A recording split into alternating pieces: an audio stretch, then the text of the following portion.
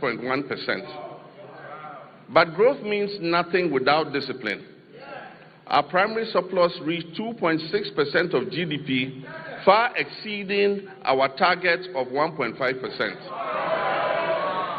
Mr. Speaker, we closed our fiscal deficit at 3.1%, well below the projected 3.8%. Mr. Speaker, this is not prudent governance. It is promise-keeping, and it has benefited households and businesses because we have borrowed less and spent more responsibly. Interest rates have fallen, confidence has returned, private businesses are breathing again. Mr. Speaker, the 19th of December 2022 will go down as one of the darkest days in Ghana's economic history. On that day, Ghana declared its inability to honor its debt obligations.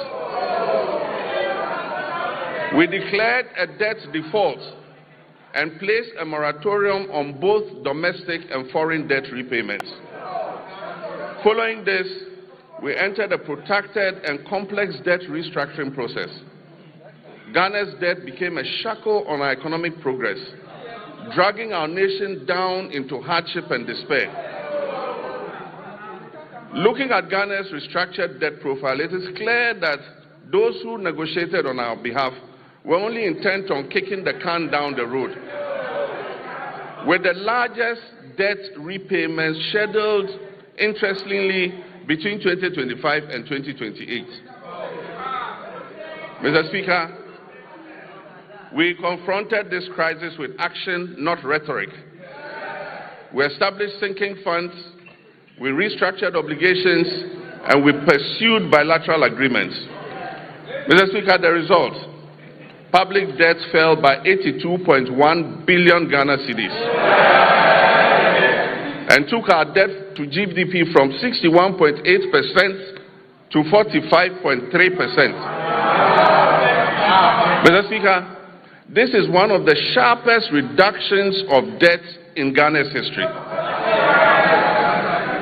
Mr. Speaker, just this year, after the New Year celebration on January 2nd, when people were still recovering from hangovers, we settled a US 709 million euro bond ahead of schedule. We settled a US dollar 709 million euro bond ahead of schedule, completing the US 1.4 billion in debt service that was meant for 2025.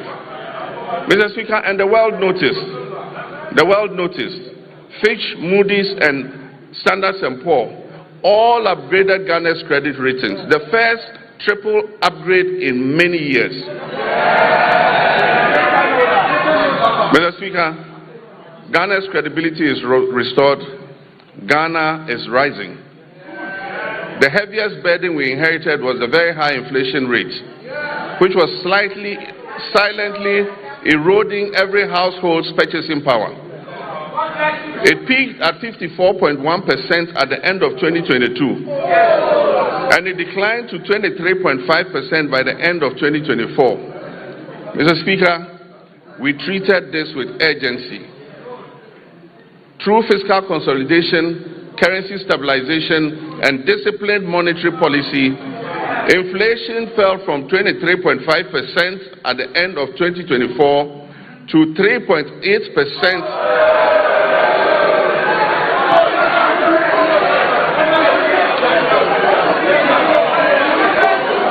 Mr. Speaker, inflation fell from 23.5% at the end of 2024 to 3.8% over 13 consecutive months by January 2026. Mr. Speaker, and very interesting, food inflation, which had been the main driver of the upward pressure on inflation, fell by 26.6 percentage points. Inflation for locally produced goods fell by 22.6 percentage points. Mr. Speaker, these are not just statistics. These translate into the reality of a parent being able to put food on the table for their children. It translates into the reality of businesses thriving and creating opportunities for Ghana's young people.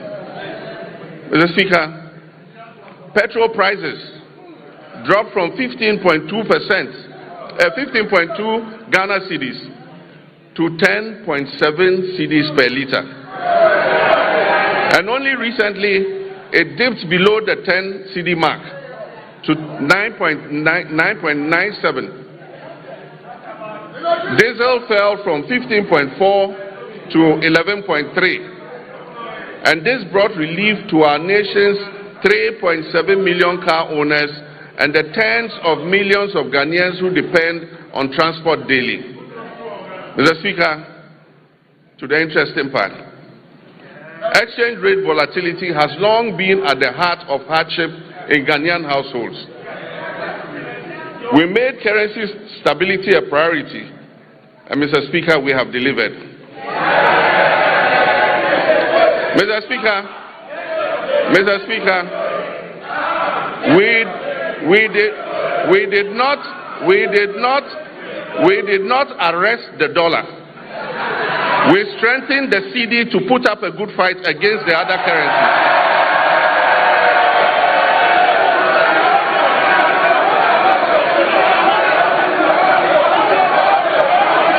Mr. Speaker, we did not arrest the dollar. We strengthened the cedi to put up a good fight against the other currencies.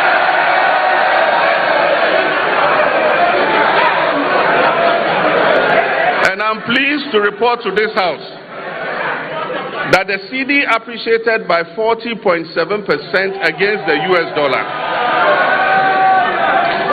and by 30.9% against the British pound and by 24% against the euro. Mr. Speaker, Ghana's economic turnaround is broad-based and comprehensive. All sectors of the Ghanaian economy have witnessed remarkable improvement in our first year in office. And most importantly, Ghana's economy has surpassed the 100 billion mark for the first time. And as I said, it is projected to place Ghana among the top 10 largest economies in Africa. Mr. Speaker, our reserves currently stand at $13.8 billion from $8.9 billion at the end of 2024. This covers 5.7 months of import. A key driver of this development has been the establishment of the Ghana Gold Board. By formalizing gold exports, we have reduced smuggling. We have increased recorded exports in the artisanal and small-scale mining sector from 63.6 tons to 103 tons. And we've channeled that foreign exchange into our economy. Mr. Speaker, when the cedi stabilizes, imported inflation falls, businesses can plan better, and household incomes improve. Mr.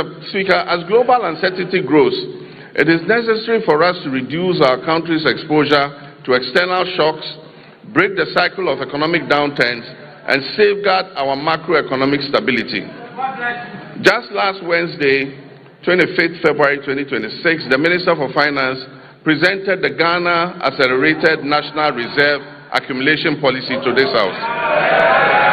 Mr. Speaker, this policy seeks to strengthen our country's external resilience by increasing our international reserves to 15 months of import cover by the end of 2028, supporting long-term structural transformation while safeguarding macroeconomic stability. Mr. Speaker, it is forecast that gold prices will remain high over the next 3 years. And so this presents us with a unique opportunity to build an economic war chest to withstand any global economic shocks, to secure our macroeconomic stability and improve the standards of living of our citizens and build a lasting prosperity for future generations. This is what the GANRAP policy seeks to achieve. Mr. Speaker, we abolished nuisance taxes that were levied on Ghanaians between 2017 and 2024. These included the e-levy, the betting tax, the emission tax, the COVID levy, and so forth. Mr. Speaker, we have reformed VAT comprehensively. One, by abolishing the 1% COVID-19 levy, decoupling Get Fund and NHIL from VAT, reducing the effective VAT rate from 21.9% to 20%, raising the VAT threshold to 750,000 Ghana cedis to exclude petty businesses, and extending zero rating on textiles up to 2028. Mr. Speaker, these fiscal reforms have effectively put 6 billion Ghana cedis back into the pockets of Ghanaians. Interest rates have fallen from above 30% to currently between 18 and 20%, freeing up credits for businesses and households. And according to the Ghana Statistical Services, over 1 million Ghanaians have found employment between Q1 and Q3 of 2025. Mr. Speaker, and 950,000 Ghanaians have escaped multidimensional poverty over the same period. Mr. Speaker, I'm pleased to report that our external position has strengthened significantly. By December 2025, our current account recorded a surplus of 9.1 billion, representing 8.1% of our GDP. This is a remarkable increase from 1.5 billion or 1.8% of GDP in 2024. These achievements have been driven by robust gold, cocoa, and non-traditional exports, and increased remittance inflows. This improvement demonstrates that our economy is gaining strength and resilience again on the global stage. We've moved decisively from planning to action on our flagship 24-hour economy and accelerated export development program. This was officially launched in 2025, and this transformative initiative is designed, 1, to unlock round-the-clock economic activity, 2, deepen our value chains across key sectors, 3, boost productivity and support export growth, and 4, create quality jobs in agriculture, manufacturing, logistics, and services. Mr. Speaker, I want to thank this August House. On 6 February 2026, this House passed the 24-Hour Economy Authority Bill. This has established the regulatory framework and the legal mandate that was necessary for full implementation. Last week, at the cabinet meeting held, I had the honor of signing this historic legislation into law. All is now set for takeoff. This is the boldest economic transformation initiative in Ghana's recent history. Mr. Speaker, in this year's budget, 110 million has been allocated to begin the setting up and implementation of the 24-Hour Economy Authority. These resources will enable businesses to operate beyond traditional business hours. They will attract investment through strategic partnerships with the Development Bank of Ghana and the Ghana Infrastructure Investment Fund, and they will strengthen the foundations for sustained growth and job creation, especially for our young people. This is about building prosperity and restoring our people's hope through concrete action. Mr. Speaker, a nation that does not learn from past mistakes cannot get out of the cycle of problems that impose hardships on its citizens. We've just begun to emerge from the most devastating economic crisis in our nation's recent history. This crisis was triggered by general financial indiscipline, huge deficits, and massive debts that were occasioned by persistent and unbudgeted expenditure to meet the ends of convenient politicking. In the last week, we have had to take the painful but necessary decision to revise the producer price of cocoa to achieve competitive pricing and resolve the acute liquidity challenges in the sector. Mr. Speaker,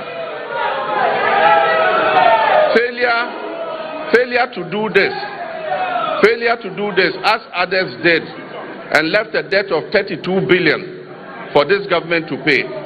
Failure to do this would have meant borrowing billions in borrowed funds.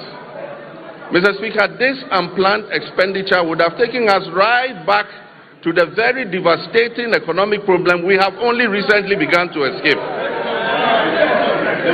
So, Mr. Speaker, while fully understanding the concerns and protests of our farmers, I can firmly assure them that the reforms announced by government will see a total transformation of the cocoa sector. And it will guarantee them a fair and transparent price that enables them to meet the cost of producing the commodity and making decent margins. Mr. Speaker, the difference between economic hardship and avoiding the same is the exercise of sound economic judgment. And I'm determined to take decisions that ensure our collective well-being and avoid the suffering of all our citizens. These are difficult decisions to take, but Mr. Speaker, I had to take them. Mr. Speaker, we are bringing legislation to this House to tighten our procurement processes by banning sole source contracts, except in exceptional circumstances. We will also bring legislation to this House to make it mandatory to seek Parliament's prior approval before any government asset or property is leased out or sold. This includes lands and state enterprises. Mr. Speaker, last Tuesday I caused the Minister of Finance to lay before this House the Value for Money Office Bill. This is a landmark measure, a fulfillment of yet another campaign promise to the good people of Ghana. And this is designed to decisively end waste, inflated contracts, abandoned projects, and chronic cost overruns that have for far too long drained the public purse.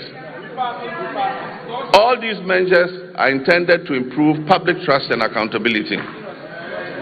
Mr. Speaker, in January 2025, we inherited an energy sector on the brink of collapse that had been precipitated by a severe financial crisis. The sector was burdened with a staggering debt of 80 billion Ghana cedis, strengthening the operational viability of key power producers. The 500 million World Bank Partial Risk Guarantee, a critical risk mitigation instrument that was established in 2015 during my first term to safeguard the nearly 8 billion of private sector investment that was put into the offshore Cape Trade Points field, had been fully drawn down and exhausted due to prolonged non-payment for gas consumed. Mr. Speaker, at the distribution level, the Electricity Company of Ghana was plagued by high commercial and technical losses, collecting only 62% of the energy it purchased from generators and declaring less than 50% of its collection into the cash waterfall mechanism. Mr. Speaker, the result was severe liquidity shortfalls and power challenges throughout 2024.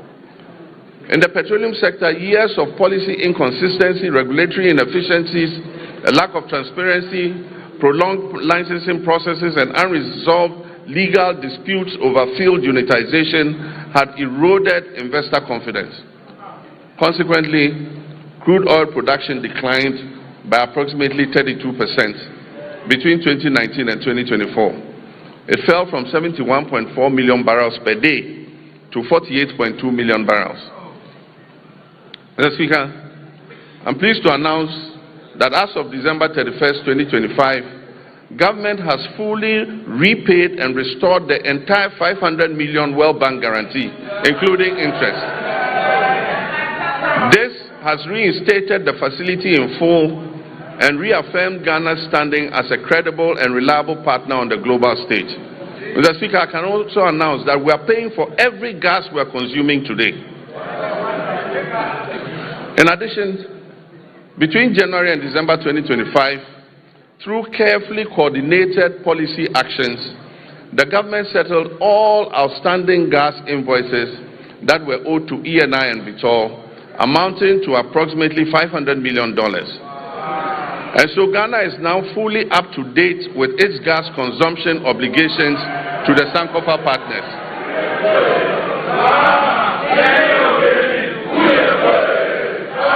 And I'm pleased to announce that the 2026 budget has made adequate provision to ensure timely payments for all liquid natural gas that we consume going forward. Mr. Speaker, to ensure equity and fairness, the government has also held constructive engagements with Tallow Oil and the Jubilee Field partners, and we've reached a comprehensive roadmap to guarantee full payment for all gas that is consumed. This approach supports reliable nationwide electricity generation and accelerates industrial growth.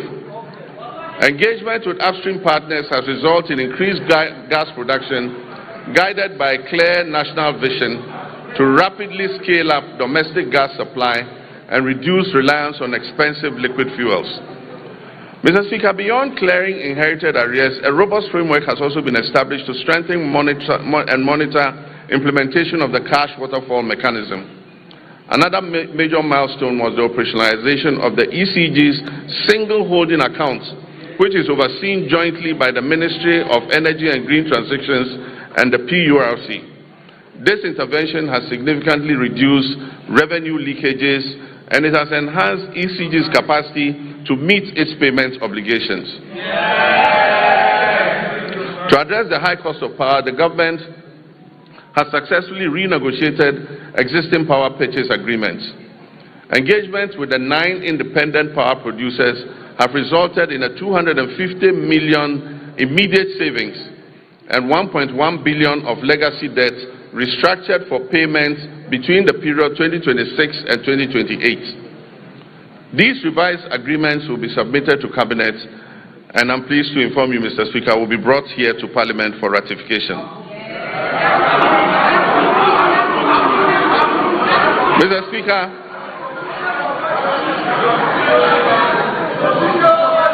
under the Rural Electrification Program, 200 out of the 400 targeted communities have been connected to the national grid, with a further 100 at various stages of completion.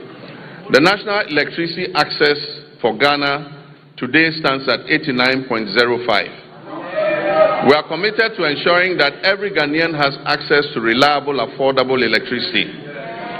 It is worrying that the Electricity Company of Ghana continues to experience high power losses, with reports indicating that around 25% of generated power is lost. To address this phenomenon and anchor the gains we have made, adopting private sector participation, particularly in billing and collection, is the most effective way to significantly reduce these losses. Cabinet has approved the multiple lease method for concessions in the distribution utilities, and work is ongoing to implement this critical reform. Mr. Speaker, the Bui Power Authority has completed an additional 50 megawatts of solar power. In the distributed solar sector, 30 megawatts was achieved through rooftop installations, bringing our total installed capacity to 250 megawatts of solar, and this represents 5% of renewable energy in our entire generation mix. A few months ago, I broke ground for a 200 megawatt solar power project at the Dawa Industrial Zone, with the first 100 megawatts scheduled for completion in December 2026. The Ministry of Energy and Green Transitions is constructing 35 mini-grids to serve 47 islands and lakeside communities in the Oti, Savannah, and Bono East regions. The ministry will also supply 12,000 new smart net meters from the end of the first quarter of this year, 2026. And under the off-grid solar home system for public institutions, delivery of materials for the first phase of 350 systems has commenced. It means that public institutions are going to be fitted with solar to reduce their power consumption. Mr. Speaker, as part of the last mile electrification effort to achieve 99.98% universal access by 2030, the Ministry has mainstreamed mini-grids into the National Electrification Scheme. Consequently, a feasibility study for the Afram Plains North District was completed for 100 communities to receive solar power, bringing the total number of islands and lakeside communities in the Afram Plains North and South to 150 that are ready for mini-grid solar electrification. I'm pleased to announce that the African Development Bank has committed to providing $100 million to fund the construction of renewable energy-based mini-grids for these communities. Mr. Speaker, we've signed a memorandum of understanding with the Jubilee and Tenfield partners to commit another $2 billion to additional investment in the Jubilee field.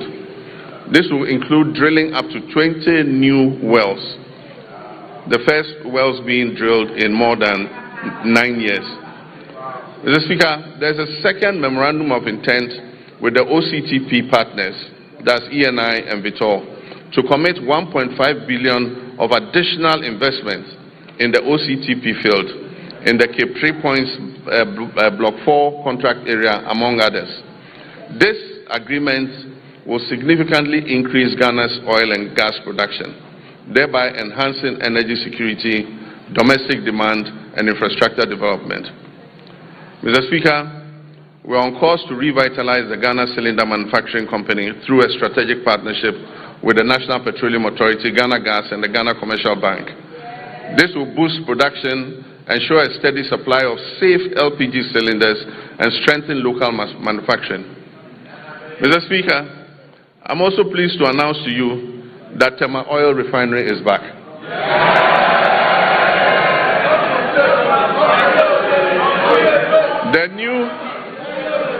The new management of the refinery has successfully completed extensive turnaround maintenance. And I'm pleased to inform you that this August House that for the first time since 2018, the refinery has commenced processing of crude oil into petroleum products again. So, Mr. Speaker, let me assure our countrymen and women that the energy sector reforms continue unabated. I remain fully committed to turning around the sector, strengthening its foundations, and ensuring reliable, affordable, and sustainable energy security for our nation. Mr. Speaker, agriculture remains central to our national renewal.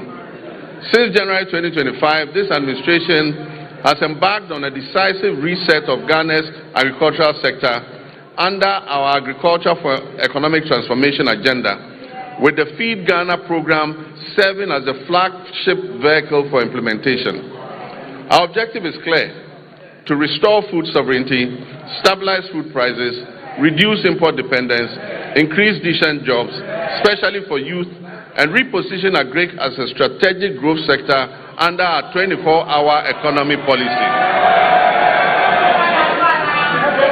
Mr. Speaker, as of January 2025, food inflation stood at 28.3%, following an unprecedented peak of 61% in January 2023. This situation placed severe pressure on households and undermined national stability. Today, food inflation has declined significantly to 4.9%. And this has provided relief to Ghanaian families and businesses. Mr. Speaker, this year we have committed 300 million Ghana cedis to the National Food Buffer Stock Company to mop up excess produce, to stabilize prices, and build a strategic national food buffer against emergencies, marking the first time Ghana has deliberately built a food reserve for national resilience. Over 413 institutions from basic schools through to tertiary institutions have been registered and are actively participating in the Feed Ghana program. Institutional farming is currently being undertaken by the Ghana Armed Forces, the Ghana Prison Service, the National Service Authority, basic and second cycle schools, public universities, and faith-based organizations, including churches and mosques. A key pillar of the Feed Ghana program is the home gardening initiative. Across the country, families are being encouraged to grow vegetables at home and in their communities to reduce food expenditure, improve household nutrition, and enhance food availability. The Feed Ghana program is also firmly anchored on irrigation for wealth creation. Government is deliberately shifting our agriculture from rain-fed dependence to irrigation-based farming to support year-round production and also strengthen our climate resilience.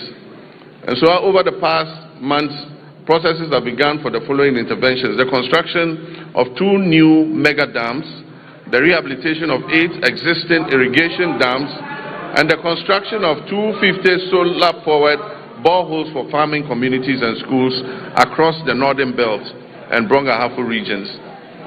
In addition, major irrigation schemes including the Via, Weta, Tanoso, Bong, Ashaman, and Aveime are undergoing rehabilitation.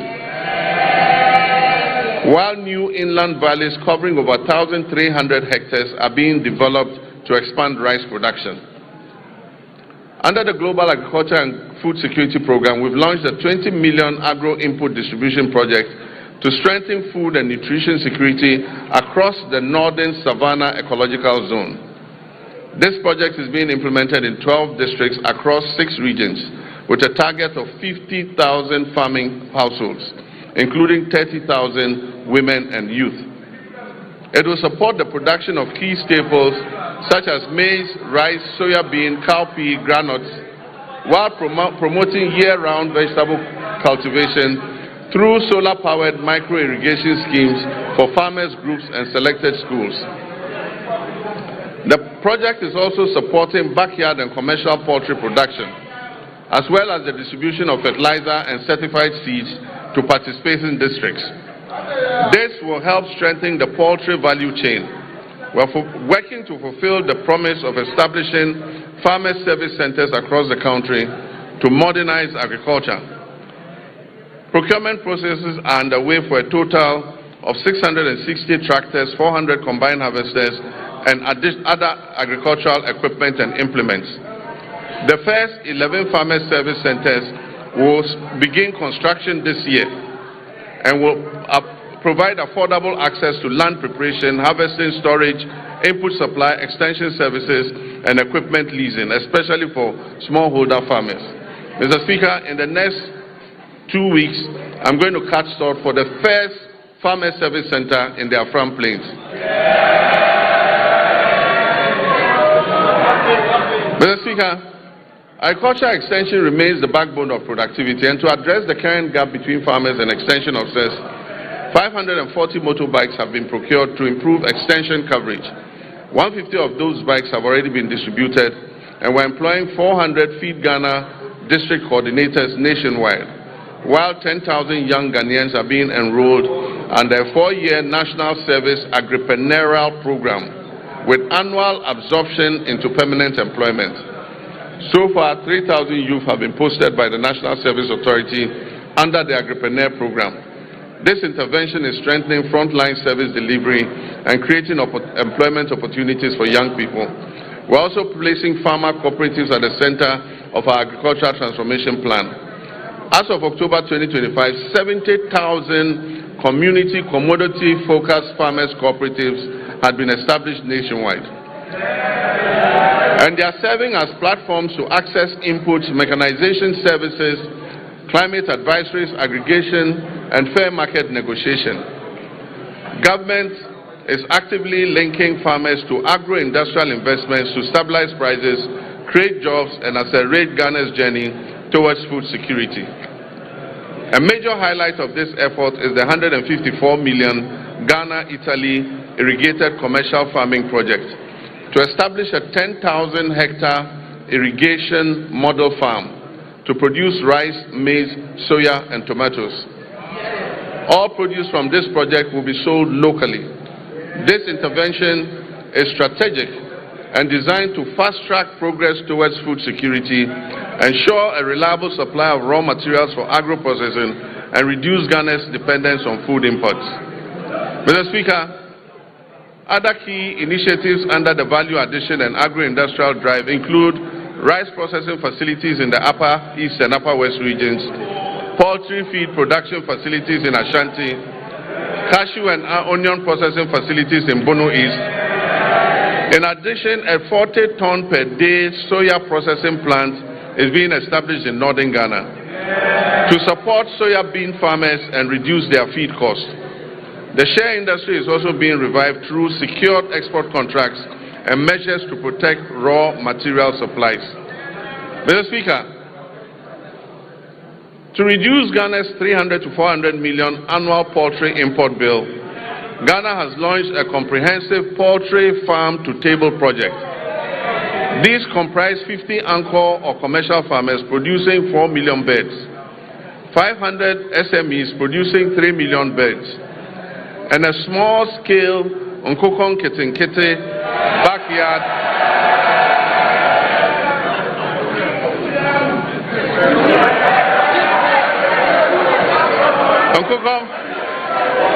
and a small-scale Nkokon Kitinkiti backyard poultry program that is targeting 3 million birds nationwide, with emphasis on women and young children.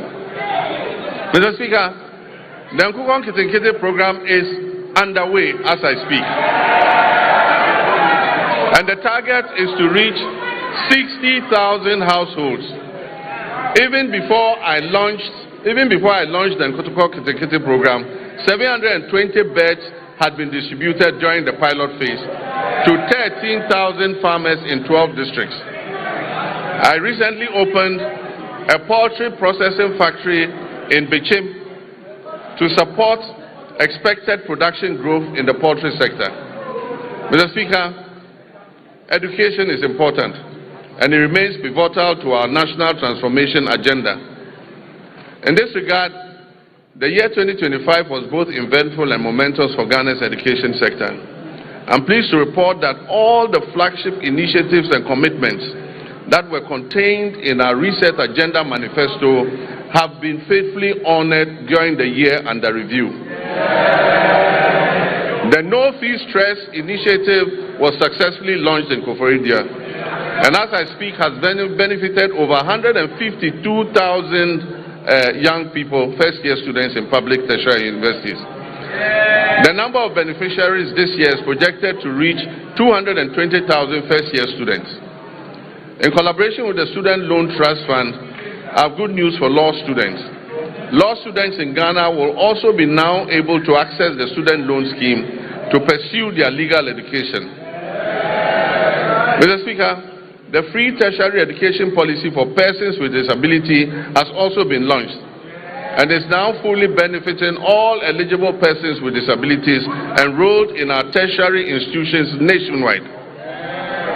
Mr. Speaker, the 2025 academic year saw a stable, uninterrupted supply of quality food to all our schools under the free senior high school program. Mr. Speaker, to further deepen coordination, accountability, and effectiveness in the education sector, this Honorable House passed several important pieces of legislation. These include 1. The Kwame Nkrumah University of Science and Technology Bill 2025, the Ghana Scholarships Authority Bill 2025, the Change of University Names Bill 2025, the University for Development Studies Bill 2025, and the Ghana Education Trust Fund Bill 2025. To enhance private sector participation in the tertiary education sector, new legislation will be introduced in this House to ease regulatory bottlenecks and remove the requirement to charter, making it optional. Mr. Speaker, basic education remains the critical entry point into our education system. It is at this level that children acquire foundational literacy, numeracy, critical thinking, and problem-solving skills, upon which all future learning depends. Government understands the importance of the basic sector and is therefore undertaking a major policy shift to rebalance our education investments in favor of basic education. As part of this shift, the standards-based curriculum for kindergarten to primary 6 is currently under review to incorporate robotics, coding, and the responsible integration of generative artificial intelligence. Additionally, as part of the ongoing curriculum review, artificial intelligence education will be introduced at an age-appropriate and developmentally sensitive, with a strong emphasis on ethical use, digital responsibility, critical thinking, and human values. Mr. Speaker, in response to the persisting challenge of schools under trees, this government has programmed a bold and decisive intervention for the 2026 financial year. This includes the construction of 200 kindergarten blocks, 200 new primary school blocks, 200 new junior high schools nationwide. And I'm further pleased to inform this House, adequate allocation has been done in the 2026 budget. I'm further pleased to inform this House that the government has fully cleared all outstanding capitation grant arrears owed to the public basic schools, as well as clearing all outstanding arrears of BEC exam registration subsidies due to the West African Exams Council. For previous years, the legacy debts to West African Examinations Council have all been cleared. Mr. Speaker, education for learners with special needs is not only a moral right, but also a sound, pragmatic investment. And it promotes equity and strengthens social cohesion. In recognition of this, the amended Get Fund Act has established a dedicated, sustainable funding framework to implement free education for learners with special needs, beginning in the 2026 academic year. Government has also increased the daily feeding grant for students in public special schools from 8 cedis per day to 15 cedis per day. This significant increment reflects our resolve to address the unique nutritional and health needs of learners with disability.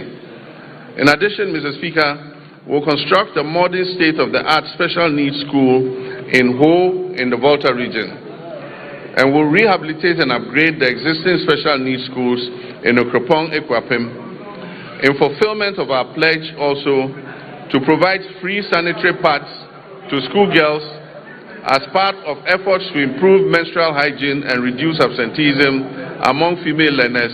A total of 12.2 million packets of sanitary pads were distributed to girls in public schools across the country in 2025. Mr. Speaker, we allocated in this year's budget 292.4 million Ghana cedis to sustain the free sanitary pad initiative. This commitment aims to remove gender-specific barriers to education and ensure that no girl's education is interrupted due to challenges related to her menstrual hygiene. Mr. Speaker, as part of efforts to decongest senior high schools and increase access and ensure parity in educational opportunities, government is going to convert and upgrade 30 Category C secondary schools to Category B, and convert and upgrade 10 Category B schools to Category A. In addition, facilities in Category A schools are going to be upgraded and expanded to be able to take in more children. Technical and vocational education and training remain a critical pillar of our strategy to address youth unemployment and accelerate skills development. Government will construct 6 brand new regional TVET centers of excellence across the country to equip our young people with practical, industry-relevant skills aligned with the demands of the evolving job market. We're also undertaking a review of the national curriculum to align with the OECD Future of Education and Skills Framework. This will make TVET education more adaptive and resilient. Mr. Speaker, to expand access to higher education and support balanced regional growth and meet the rising demand for quality tertiary education, we've entered international partnerships to establish 2 new public universities, one in Kentapor in the Bono East region, another in Jasikai in the Oti region. I'm happy to announce also that a grant has been sourced from China to establish a new public university in Damango in the Savannah region. Mr. Speaker, technical universities play a critical role in closing the skills gap and reducing youth unemployment by delivering high-quality, industry-aligned and practice-oriented training within a broader policy framework that stimulates labor demand. In this regard, government is going to establish 3 new technical universities to strengthen skills development, enhance innovation, and support national industrialization efforts.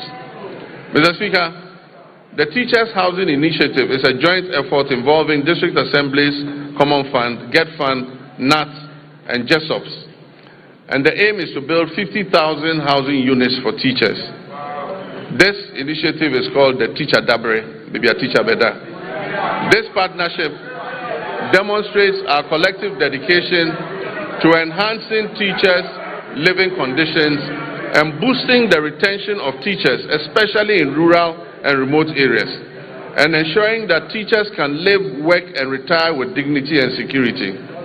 Mr. Speaker, by prioritizing equitable access and expanding infrastructure, we're investing in human capital and laying the foundation for a Ghana where every child can learn, grow, and succeed. Mr. Speaker, our health system. By January 2025, our health system was under severe strain. Aging and deteriorating equipment, stalled hospital projects amounting to 15 billion Ghana cedis in liabilities, and growing workforce pressures had weakened service delivery. Over the past year, donor support to our health sector declined sharply from 19% of our total health budget to just 2.2% today, creating an annual financing gap of more than 2.4 billion Ghana cedis. The withdrawal of support from programs previously financed by partners such as the USAID exposed the vulnerability in essential supplies and services, particularly in remote and underserved communities. Faced with these realities, my government chose to act decisively. In 2026, direct government funding for health will account for about 72% of our total health spending. This is up from 56.8% in 2023. Core health allocations have risen to GHS 23.3 billion, and with national health insurance resources included, total health financing now stands at 34.7 billion Ghana cedis. This reflects our clear commitment to domestic financing and health sovereignty. At the same time, we have faced the growing burden of non-communicable diseases. Today, non-communicable diseases account for over 40% of all deaths in Ghana and remain a major cause of household poverty. To address this, the government established the Ghana Medical Trust Fund, otherwise called Mahama Cares.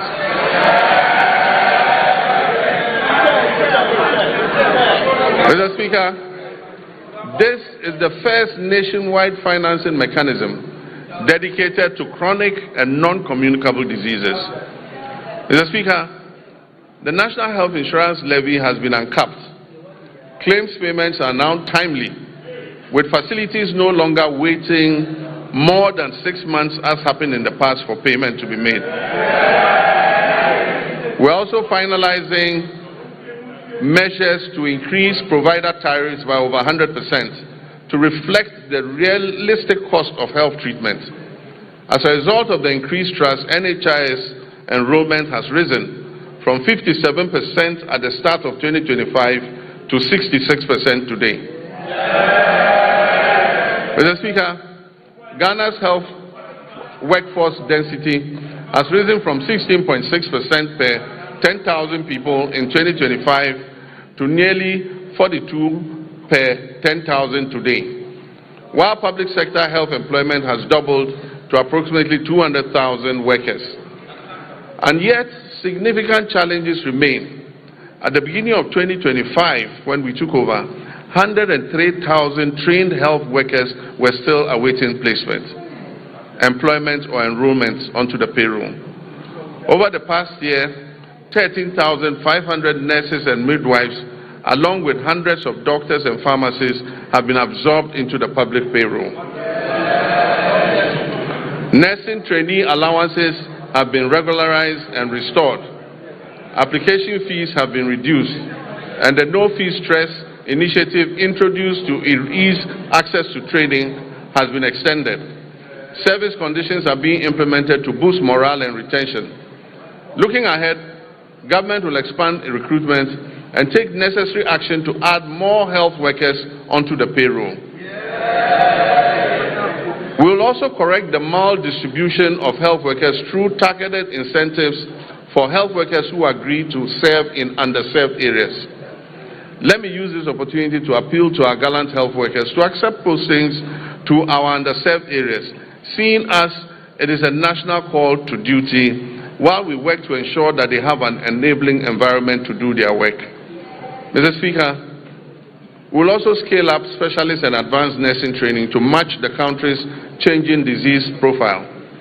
New post-basic nursing programs in cardiology, nephrology, endocrinology, and oncology will be introduced. While the two existing ones, emergency and critical care nurses, will be scaled up. At least 30 nursing training institutions will transition to competency-based degree curriculums, supported by new scholarship opportunities for PhD-level training for nurses and allied health professionals. Mr. Speaker, on health infrastructure, my government remains firm in its commitment not to abandon unfinished projects. We will continue to retool facilities, strengthen emergency and disease surveillance systems, and ensure that health infrastructure is properly aligned with staffing, equipment, and financing. In 2026 budget, provision has been made to commence regional hospitals in Oti, Savannah, and the Western North regions. This will expand access to quality care. Aligned with the reset agenda, we're making strategic investments in local pharmaceutical and vaccine production. The government has allocated 50 million in seed funding to the National Vaccine Institute. And in 2025, a local manufacturer secured market authorization to produce snake venom anti-serum right here in Ghana. We're also finalizing steps to implement an advanced market commitment to prioritize locally manufactured vaccines and pharmaceuticals in public procurement. Production of the tetanus diphtheria vaccine is expected to commence this year through a partnership with an Indonesian pharmaceutical firm. Disease control remains our priority in our country's immunization financing. We will strengthen immunization financing.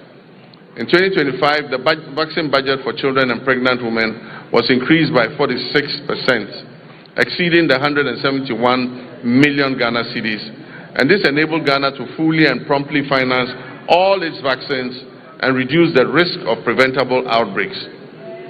In 2025, we also introduced the HPV vaccine to protect young women and girls against cervical cancer. Mr. Speaker, Ghana's HIV prevalence rate is estimated at 1.6%. And as I speak with you, there are about 350,000 of our countrymen and women living with HIV and AIDS. Mr. Speaker, although prevalence is low, some population segments and regions have significantly higher incidence than the national average. The Ghana AIDS Commission has been tasked with ensuring the availability of testing and antiretrovirals. This year, government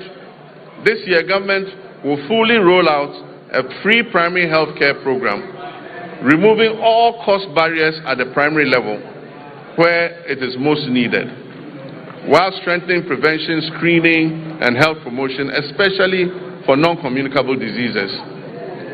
The Ghana Medical Trust Fund will be scaled up, and access to advanced cardiac care, including cardiac catheterization services at Tamale, Kolebu, and Komfo-Anokye Hospital, will be expanded to reduce overseas referrals and position Ghana as a center for specialized care in the sub-region, in line with our medical tourism objectives. Mr. Speaker, the Ministry of Health is expected to issue guidelines to eliminate the unacceptable no-bed syndrome. Patients facing medical emergencies must be received and given help, if even under makeshift conditions. You don't need to have a comfortable bed to save a patient. No patient must be turned away from any health facility they report to. Mr. Speaker, but in the meantime, government will expand capacity by implementing the Rich Hospital Phase 2 project to increase the number of beds at the Greater Accra Regional Hospital. We will also continue and complete the Police Hospital project, and also continue and complete the La General Hospital. Mr. Speaker, in the Ashanti region, we will complete the Sewa Regional Hospital. We will complete the Aferi Military Hospital. And we will complete the Konfanoche Teaching Hospital Maternity and Children's Block. Mr. Speaker, we remain on course to build a stronger, more resilient, and more self-reliant health system for all Ghanaians. Mr. Speaker, roads are a very important sector. We inherited a burden of significant financial obligations and structural pressures in the road sector that had accumulated over the years. As of December 2024, outstanding payments on road projects financed through the consolidated funds stood at 21 billion Ghana cedis.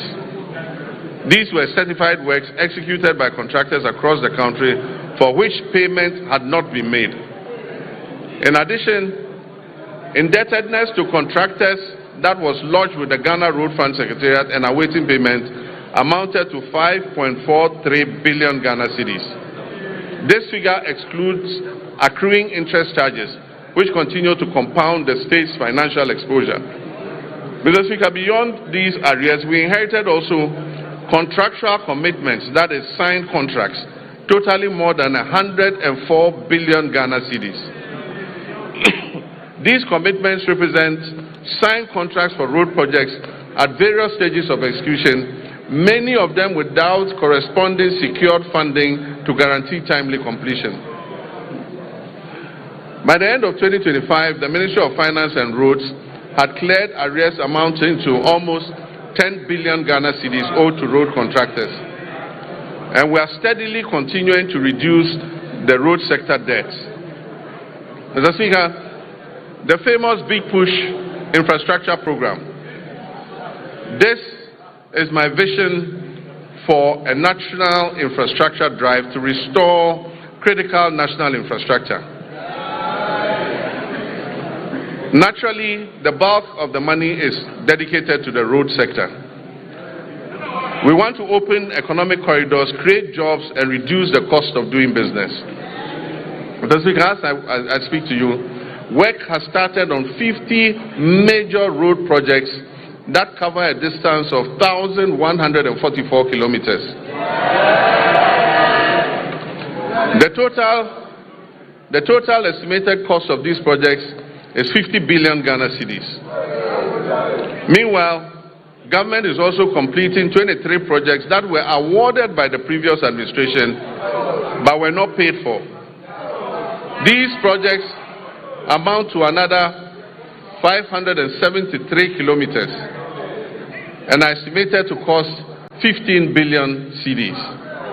So if you add that to the 1,500, it means about 2,000 kilometers of roads are currently undergoing rehabilitation as I speak. This is the biggest major investment in our road sector in the history of Ghana.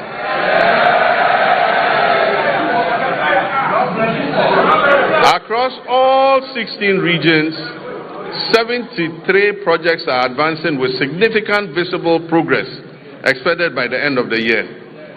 Some of these include Tepamaban-Goso, the Kumasi Bypass Road, Swami Interchange and Local Roads, Sunyani Outer Ring Road, Sampa Jinijini Road, Techima Nkonsia Winchi Road, dualization of Winneba Cape Coast Road, Kwau Tafo Adosu Road, Dodowa Afienya Dawenya, Bintiri Nakwanduri, Tamale Outer Ring Road, Wenchi Sola, Sola Wa, Bole Chache, Bole Town Roads, Navrongo Tumu, Tumu Han Lora, Atimpoku Ho, Ho Denu, dualization of Accra Aflao, dualization of Cape Coast Akrade, Dadieso Akontombra, to name just a few.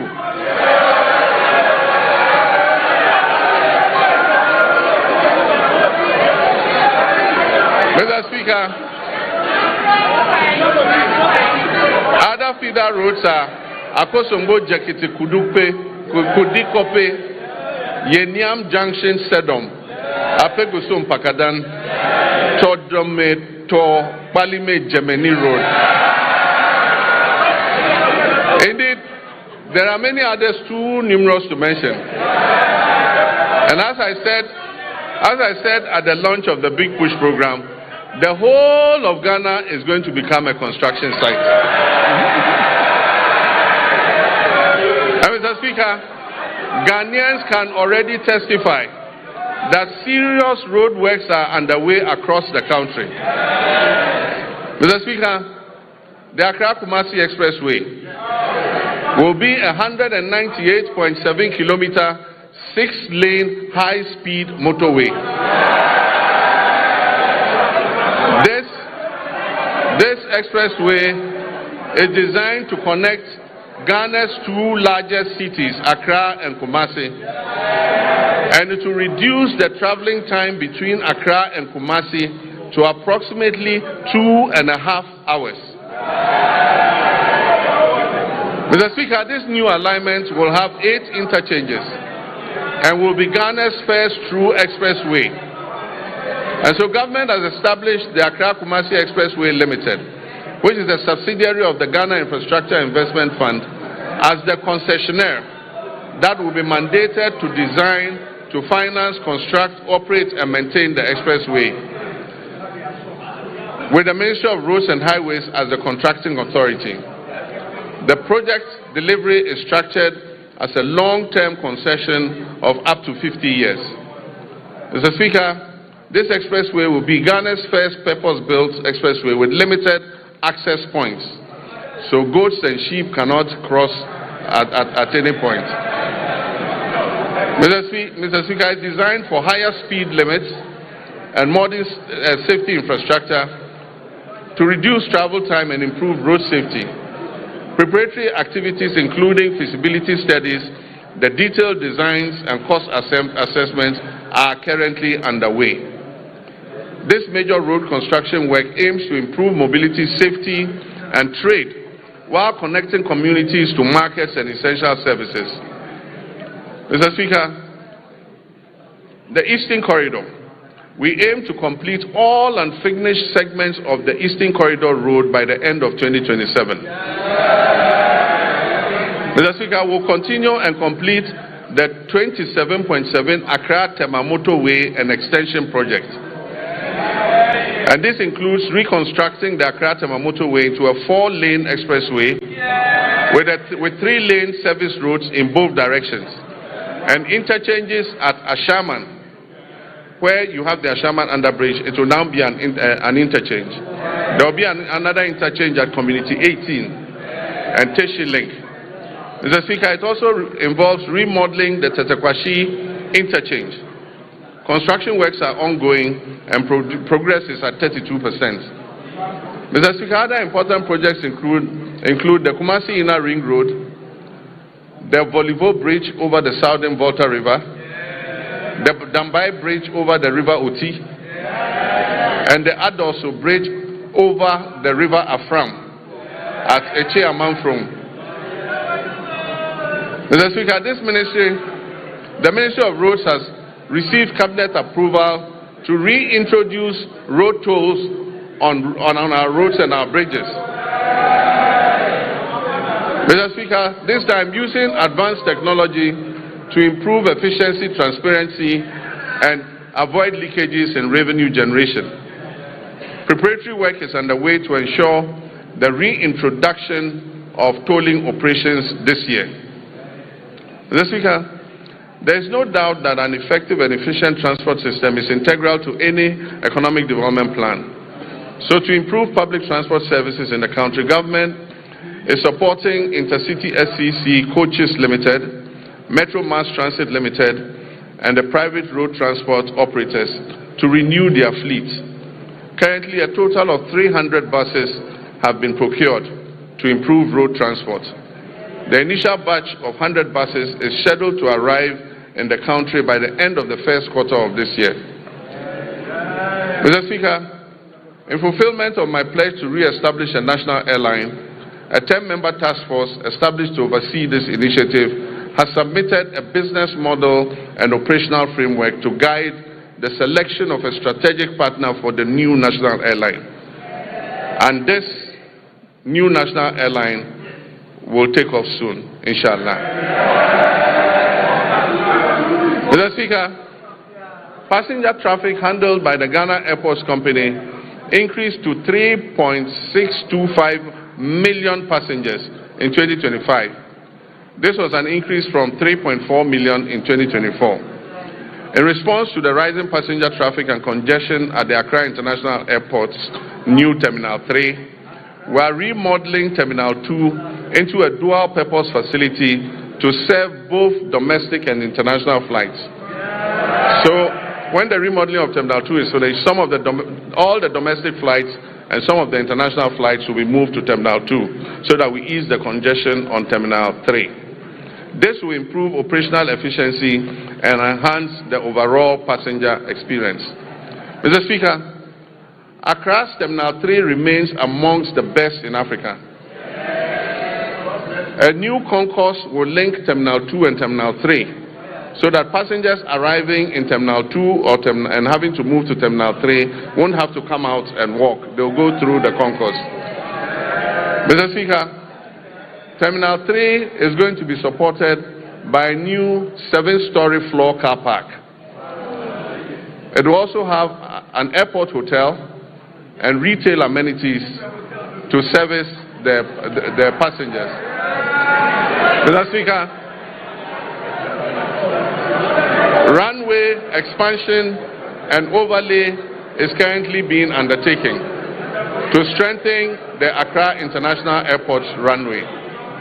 Mr. Speaker, we will also begin work on new regional airports in Sunyani, in Bolgatanga, and Wa. In Sunyani, the current location of the airport is not appropriate to extend the runway, and so we have to move and build a new airport at a different location. Bolgatanga, the site has been acquired and work will commence. Wa also, we have to move the airport from where it is because it almost intersects the road and the airport slopes upwards, making it inappropriate for air travel. Mr. Speaker, we are also reverting the airport in Accra, the international airport in Accra, to its original name, the Accra International Airport. Even though NLC Decree 129 was passed, no effort or nothing was done to effect the clause in the decree that said that the airport should be renamed after Kotoka. So in all international records in ICAO and IATA, that airport in Accra, the international airport, remains named Accra International Airport. Mr. Speaker, we are working to fully operationalize the Tema-Mpakadang rail line to maximize passenger and freight traffic between Tema and the north using the Volta Lake waterway. The Western and Eastern railway lines will continue to be modernized in partnership with the private sector. These projects are aimed to support the efficient transport of container and bulk cargo to and from our ports, as well as to facilitate the efficient haulage of minerals from mines in Usuta, Awaso, and Yinehing to the Takrady port, while also providing passenger transport along the respective rail corridors. Mr. Speaker, as part of the 24-hour economy initiative, a new 24-hour operation has started at Tema Port, allowing access to port services around the clock. This development enables importers to clear their goods at any time, significantly easing congestion at the terminals like the transit terminals, the reefer terminal, and the Golden Jubilee terminal. The initiative brings together customs, banking, and other relevant agencies to enhance efficiency, low transaction costs, and boost Ghana's competitiveness as a major trade hub. Cabinet has reviewed the designs and feasibility study for the Keita Port and directed the Ghana Ports and Harbours Authority to present an action plan and a roadmap for the realization of the project at the earliest possible time. Mr. Speaker, the Driver and Vehicle Licensing Authority, as part of its expansion efforts, has established a new operational office at Adenta Bus Terminal in Accra. If you need any service in the night from DVLA, go to Adenta. There's an office open there day and night. Mr. Speaker, this modern facility operates around the clock, providing continuous service to improve accessibility and convenience for our motorists in Adenta municipality and the whole general Accra area. Mr. Speaker, communications is important, and under the Rural Telephony and Digital Inclusion Project, implemented through the Ghana Investment Fund for Electronic Communications, GIFEC, we extend voice and data connectivity to unserved and underserved communities. We've targeted the construction of 2,016 cell sites all over underserved and unserved communities. 1,561 of these 2,016 cell sites have been constructed, and of this number, 1,144 have been activated. Work is ongoing to activate the remaining 417 sites. Preparations are also well underway to commence construction of the remaining 455 sites. Mr. Speaker, under the School Connectivity Initiative, over 62,000 digital resources have been uploaded to the Ghana Knowledge and Skills Bank, enabling seamless access across multiple devices, from PCs to laptops to tablets and smartphones, for more than 600,000 users, including teachers, students, and researchers.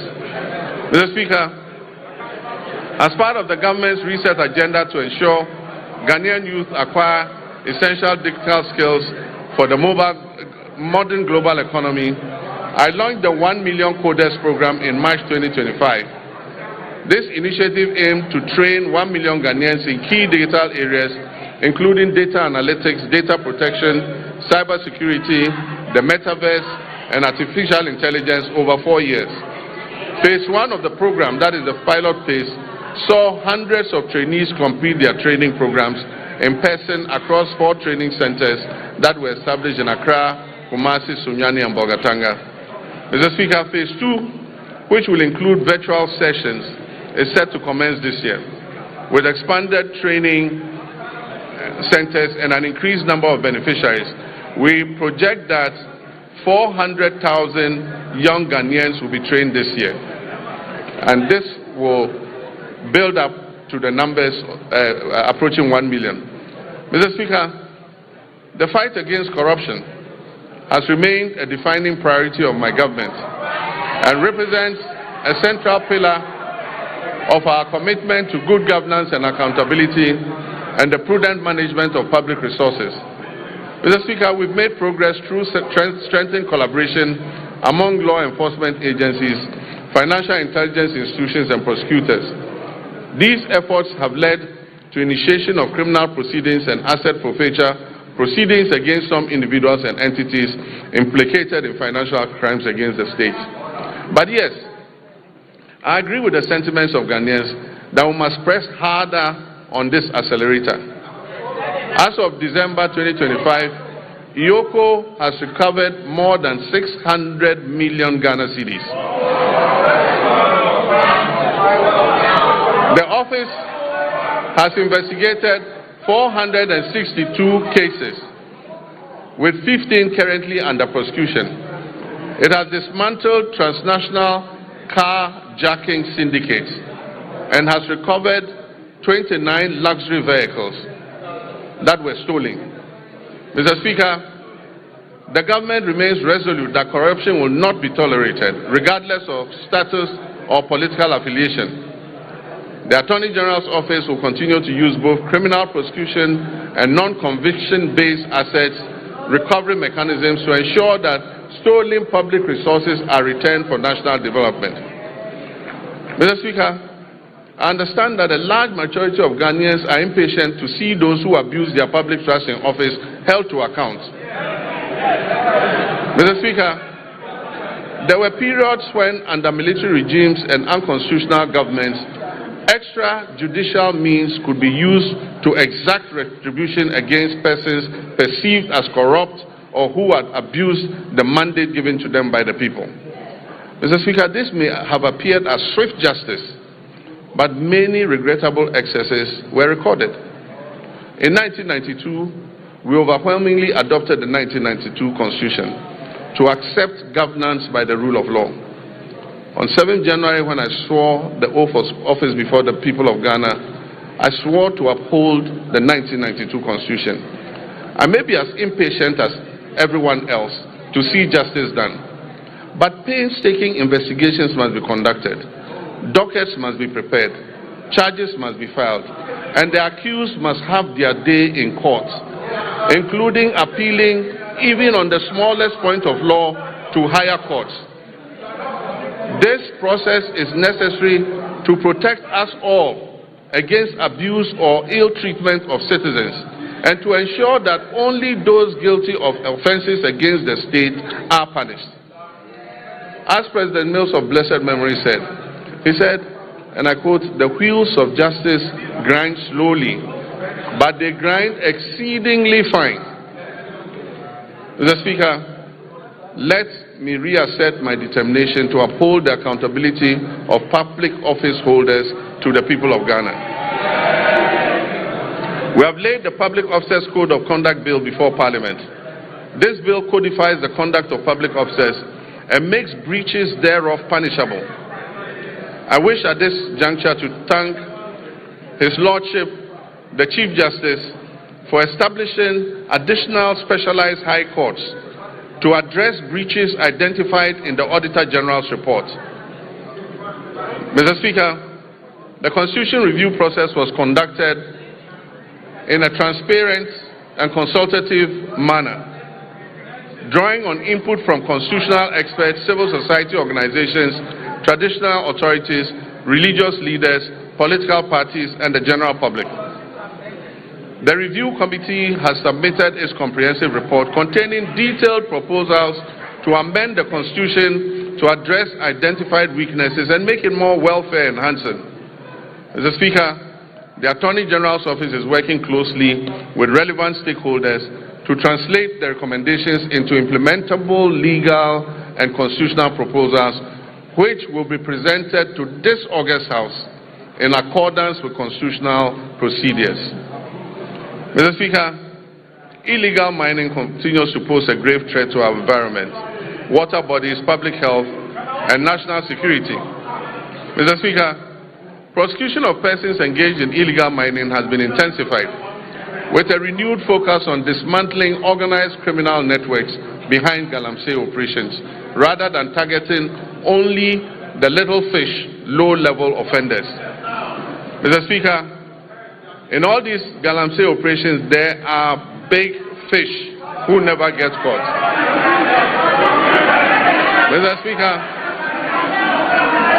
in total, over 114 case dockets involving hundreds of accused persons are pending in various courts across the country, particularly in towns and villages that are prone to illegal mining.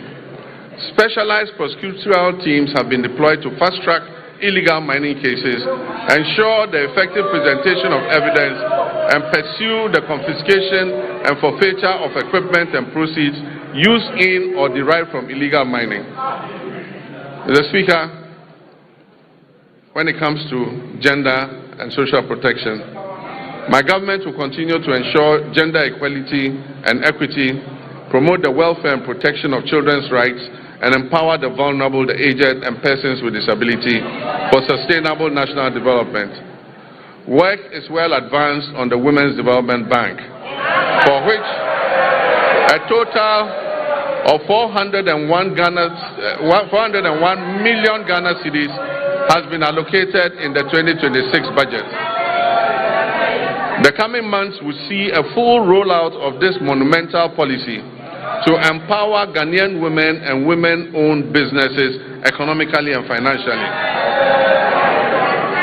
Mr. Speaker, the Ministry of Gender and Social Protection has successfully honored all legacy leave payment cycles for 2025 and before, reaching 1.5 million people. It has also ensured the full implementation of the Ghana School Feeding Program in over 12,000 public schools across all 261 districts of this country. Mr. Speaker, the number of beneficiary peoples under the school feeding program has increased from 3,801,491 for the 2023-2024 academic year to 4,231,059 for the 2024-25 academic year. This program is providing gainful employment to 34,000 caterers and cooks nationwide. Mr. Speaker, in the security sector, Ghana faces evolving security threats. Our troops, services and agencies have, however, remained firmly committed to strengthening national peace and security, which underpin our democracy, development and social cohesion. This commitment encompasses internal security operations, international peace support missions, strategic investment in restructuring and retooling and improvement in troops' welfare, recruitment and capacity development. Mr. Speaker, two recent incidents are evidence of the increasing dangers we face as a nation. The killing of 8 of our compatriots who had gone to a neighboring country to purchase tomatoes, and just yesterday an attack on Ghanaian fishermen in our waters by pirates reinforced the need for us to retool and adequately equip our security services. Mr. Speaker, I wish to commend the Ghana Armed Forces for conducting a successful medical evacuation of our injured compatriots from Burkina Faso.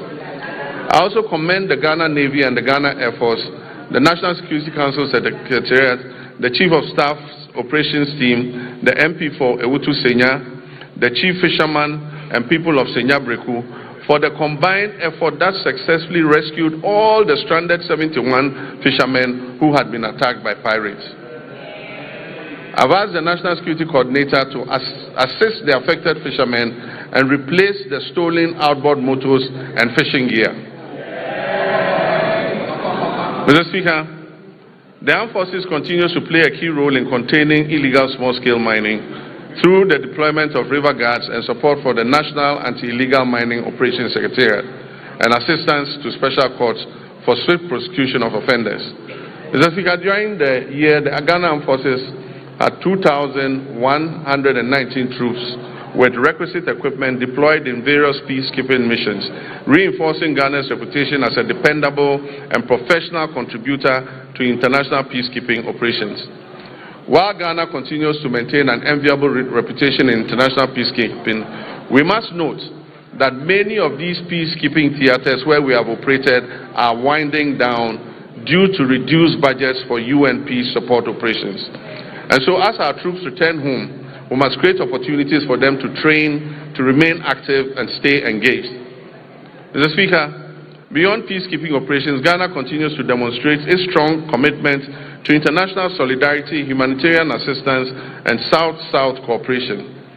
In December 2025, the Ministry of Foreign Affairs, in conjunction with the Ministry of Defense, deployed 54 personnel from our 14 Engineers Brigade to Jamaica to support that country with national reconstruction efforts following the devastation that was caused by Hurricane Melissa, which claimed over 40 lives. In recognition of the scale of the recovery efforts and the good work our soldiers were doing in reconstructing the houses in Jamaica, government approved a request from the government of Jamaica asking us to extend the mandate of our soldiers there for another 90 days, which we approved.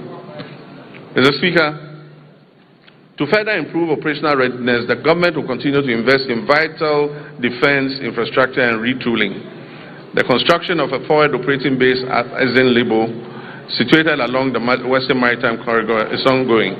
This facility aims to boost maritime surveillance and better protect offshore oil and gas installations. The Northern Border Security Project, initiated to counter terrorism and transnational crime, is advancing decisively. This project constitutes the first line of defense against any infiltration and extremist threats coming from the Sahel, and it would significantly strengthen the surveillance of our northern border. Plans are well advanced to establish 2 new military barracks in Ejumako in the central region and in Dambai in the Oti region to address emerging security concerns and strengthen the presence of the state in these areas. To further support retooling efforts, agreements have been signed to procure and deliver 4 brand new Eurocopter helicopters and 1 jet for the Ghana Air Force, aimed at replacing the aging fleet and modernizing our air capabilities. The Ghana Armed Forces is carrying out a thorough overhaul of previously grounded aircraft, which involves replacing essential components and bringing them back into service. This aims to quickly restore their operational readiness and maximize our fleet availability. Mr. Speaker, I'm pleased to announce that I have further commissioned 50 new vehicles for the Ghana Armed Forces to enhance mobility and boost troop morale. It forms part of a broader program to retool the military and improve logistics across the services. Plans are underway to acquire 2 brand new offshore patrol vessels, armored personnel carriers, protective gear, ammunition, vehicles, and strategic drones and advanced communication systems to enhance the operational capability of the Army, Navy, and Air Force. We will also continue to prioritize human capital development within the armed forces. A progressive recruitment drive to increase the strength of the Ghana Armed Forces by 12,000 personnel over 4 years to support expansion and operational demands is ongoing. In line with the government's reset agenda, the recruitment process has been decentralized to regional capitals, with selected recruits reporting directly from their regions to training schools, marking a significant shift from the previous Accra-centered system. Mr. Speaker, on a very solemn note, I wish to express my condolences to the families of 6 of our young daughters who died during the stampede at the Elwak Stadium. May their memory be blessed and may they rest in perfect peace. Mr. Speaker, following the revised gratuity regime that was introduced in 2020 under the stewardship of Honorable Nitu, extending service by 5 years, under Constitutional Instrument 129, arrears have accumulated. Nitu is my friend, don't worry. Arrears have accumulated, Mr. Speaker, because no budgetary provision was made over the 4 years that followed.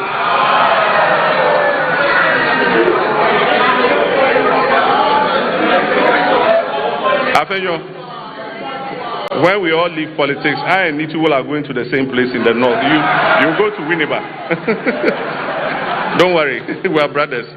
Mr. Speaker, this has resulted in over 1 billion Ghana cedis owed to approximately 3,000 personnel across all the different ranks.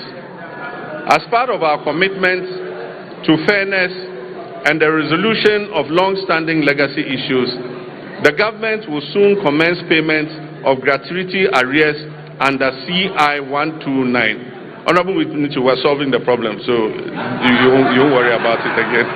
Mr. Speaker, following engagements that we initiated by the current Military High Command with the Ministry of Finance and the Ministry of Defense, a structured implementation plan has been agreed upon. This will bring closure to the issue that has been outstanding since 2020, and it will ensure that affected personnel receive their rightful entitlements. Mr. Speaker, the Ghana Police Service has also received 40 armored vehicles and 100 pickup trucks to enhance their operations. Other security agencies such as the Fire, Prisons, Immigration, BNI, and Narcotics Control Commission will also be retooled to enhance their efficiency.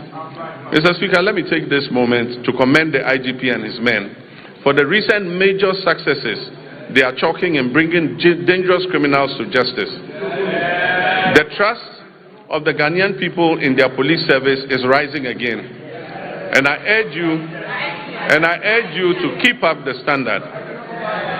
Mr. Speaker, Ghana's foreign policy remains a central instrument for advancing our national development, for safeguarding our sovereignty, and projecting our values on the global stage. At a time when the global environment is characterized by profound geopolitical shifts, economic uncertainty, climate-related challenges, and evolving security concerns within our sub-region, government has taken deliberate steps to ensure that Ghana's engagement with the world is purposeful, strategic, and responsive to the needs of our people. In this regard, the Ministry of Foreign Affairs has stepped up efforts to align Ghana's external relations with our domestic development priorities. Mr. Speaker, in West Africa, Ghana continues to pursue a policy of good neighborliness, solidarity, and constructive cooperation with all countries in the sub-region. We remain firmly committed to the vision of a peaceful, stable, prosperous, and integrated West Africa, grounded in mutual respect, dialogue, and collective responsibility. We must sustain engagement and deepen relations with our sister AES member states, particularly following their withdrawal from the Economic Community of West African States, ECOWAS. Ghana believes that continued dialogue and cooperation are indispensable to regional stability and that disengagement only deepens our collective vulnerabilities. At the continental level, Ghana continues to play an active, principled, and forward-looking role in advancing the African Union's strategic priorities. Today, Ghana currently holds the following prestigious positions. We are AU champions on reparations.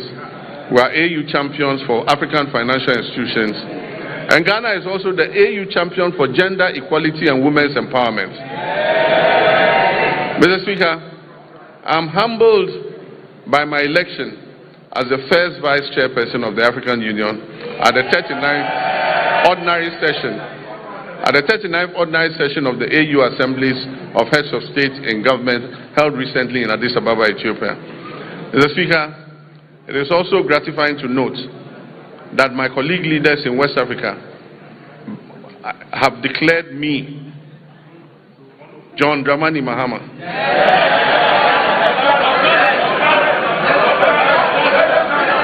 President of the Republic of Ghana and Commander-in-Chief of the Ghana officers. They have declared me unopposed, by the grace of God, sole candidate for the position of chairperson of the African Union when the rotating chairmanship returns to West Africa in 2027.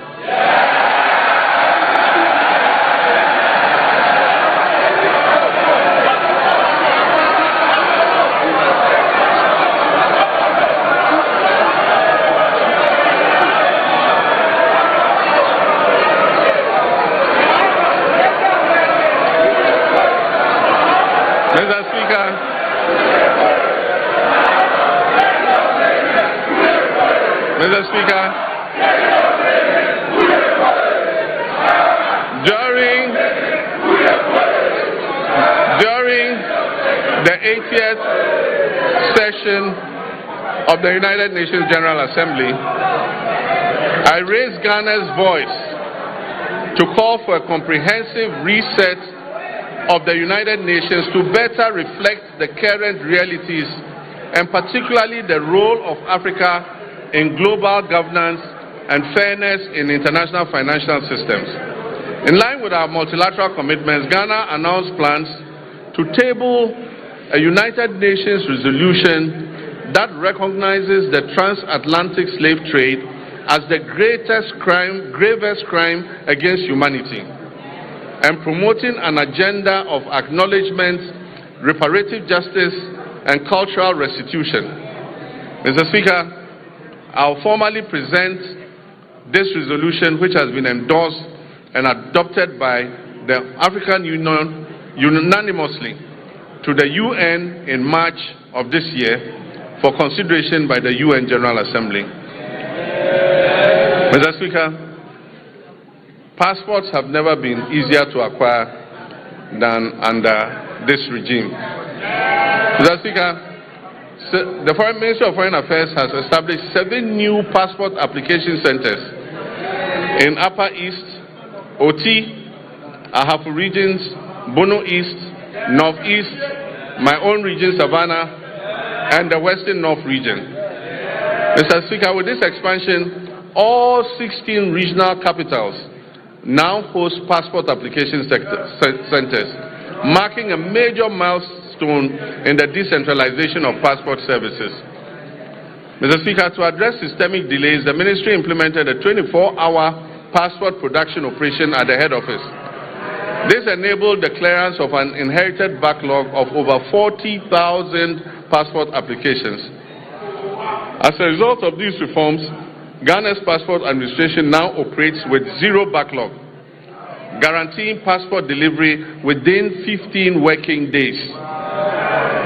If you like, try it. Apply for a new passport. Within 15 days, you will receive your passport.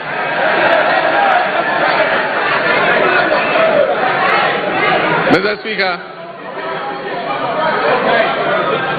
to facilitate travel and boost tourism and ease business mobility, the Ministry of Foreign Affairs implemented a 5-day visa processing service across all Ghana's missions abroad. What this means is that anyone who applies for a visa will get the visa within 5 days. Concurrently, significant progress has been made in the design and procurement phase of a national e-visa platform with a targeted rollout plan for 2026. This means if you apply for visa, you apply online and the visa is approved online. You don't need to go to the Ghana embassy to apply. Ghana has also secured new visa waiver agreements with 11 countries to facilitate people-to-people exchange. It means for those 11 countries, Ghanaians don't need passports to go there. You just jump on the plane and appear there, and they will allow you in. Mr. Speaker, to highlight Ghana's ongoing commitments to international solidarity, we made humanitarian donations to Jamaica, Cuba, Sudan, and Palestine to support disaster relief and conflict-related crises. These donations amounted to millions of cedis and included food, medicine, clothing, cocoa products, blankets, and mattresses, and plastic buckets. I'm also pleased to report that remittances from our relatives abroad, the Ghanaian diaspora, reached a historic high of $7.8 billion in 2025. Mr. Speaker, this is the largest annual inflow ever recorded in Ghana's history. This reflects not only confidence in the Ghanaian economy, but the enduring patriotism of our citizens living and working abroad. Mr. Speaker, these remittances they bring back home support households, they finance education, they build homes, they provide seed money for businesses, and best of all, they stabilize our foreign exchange position. In many respects, our diaspora has become one of the country's most reliable development partners. Without contracts, conditionalities, or fanfare, they are easily one of our most reliable development partners. We must intentionally ensure that citizenship, rather than place of residence, determines one's right to serve the Ghanaian Republic. Ghanaians worldwide who pledge allegiance to this country of theirs and make substantial contributions to its development should not be barred from active participation in public affairs, including the opportunity to hold public office, provided there are appropriate measures to ensure loyalty and accountability. Mr. Speaker, I'm personally in support of the bipartisan bill currently before this House, seeking to address this matter. And it is my hope that it will be passed expeditiously so that our compatriots abroad can participate in our public affairs. Mr. Speaker, youth development and empowerment are at the core of everything we're trying to achieve. We're implementing many policies to develop our youth capacity and to create as many jobs as possible to address the major unemployment problem. All our youth activities and job creation programs are ongoing. In 2025, 10,887 young people were trained in entrepreneurship programs and job creation under the Ejumawura program. In 2026, an additional 10,000 young people will receive similar support under the program. The National Apprenticeship Program onboarded 14,000 young apprentices during the pilot phase, and they have started receiving their start-up kits after passing out successfully. Training is ongoing across the regions, and when completed, the trainees will be certified by the Commission for TVET to facilitate their access to employment. Mr. Speaker, this year the target for the National Apprenticeship Program has been increased from 10,000 to 100,000 young people, offering many more young people the opportunity to acquire the skills needed for sustainable development. And as I said, when they pass out, they are giving a certificate by TVET to show that they have passed out and have the skill in whatever they learned. In 2025, 86,000 young people were engaged through the Youth Employment Agency, various employment modules under this agency. This year, I've directed the Ministry of Youth Development and Empowerment as a matter of urgency to review all the youth employment modules under the YEA to reduce duplication and ensure value for money. This is important so that we can channel the resources to the advantage of the teeming youth who are waiting for opportunity. Mr. Speaker, the National Service Authority has signed an MOU with the Ministry of Defense to commence military training for 10,000 national service personnel in the 2025-2026 service year. And so our national service personnel will receive call-ups to report at various military centers for training. Mr. Speaker, this was a program initiated by our late Minister for Defense of blessed memory, Dr. Edward Omani Boama, who was desirous of seeing it to full execution. I therefore charge the National Service Authority and the Ghana Armed Forces to bring life into the exercise for the benefit of the personnel and the training of our young people. Mr. Speaker, my government has launched a wide range of initiatives aimed at transforming Ghana's trade and agribusiness and industrial sectors to boost our competitiveness in export markets, encourage value addition, and generate employment for Ghana's large youth population. My recent visits with the hard-working Minister for Trade, Agribusiness and Industry to inaugurate new factories and initiate expansion works on factories has convinced me that Ghana is on the right track for industrial transformation. The Ministry has begun implementing policies in the areas of textile and garment manufacturing, pharmaceuticals and vaccine manufacturing, automotive and components manufacturing, and contract farming and agro-processing. As a first step, we are collaborating with private sector to establish 3 new garment factories in Eastern Region, Central Region, and Bono East Region. This will create an estimated 27,000 jobs. Mr. Speaker, this government will fulfill its commitment to revive key state-owned enterprises. The Ministry is in the process of sourcing strategic investors to operationalize the Volta Star Textiles Factory, the Commander Sugar Factory, the Pualugu Tomato Factory, the St0rm Meat Factory, and the Akosombo Textiles Limited. Ghana's non-traditional exports recorded a 27.04% growth in 2025, with total earnings of $4.87 billion, up from $3.83 billion in 2024. This reflects a very early impact of the Accelerated Export Development Program, launched only last year, and demonstrates the continued resilience and expanding contribution of the non-traditional export sector to Ghana's export economy.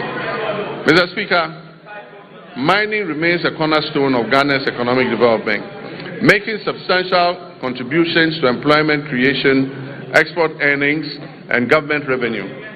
According to the Ghana Statistical Service, the mining and quarrying subsector accounted for 17.4% of the overall 33.8% of industry's share of gross domestic product in 2025. It emerged as the leading contributor within the industrial sector.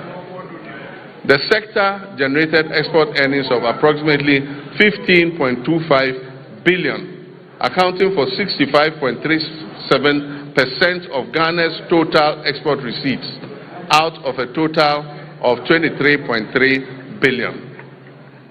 Mr. Speaker, the abolition of value-added tax on mineral exploration activities is expected to significantly reduce upfront costs for investors, improve project economics, and stimulate increased greenfield and brownfield explorations across the country. The fight against galamsey remains complex and demands a multi-dimensional response that integrates strong enforcement, the application of technology, sound regulation, and active community participation. The Ministry of Lands and Natural Resources, in collaboration with the Ministry of Transport and Ghana Revenue Authority and the Ministry of Finance, has registered 1,808 pieces of earth-moving equipment at the port, of which 1,033 have been fitted with tractors and are being tracked.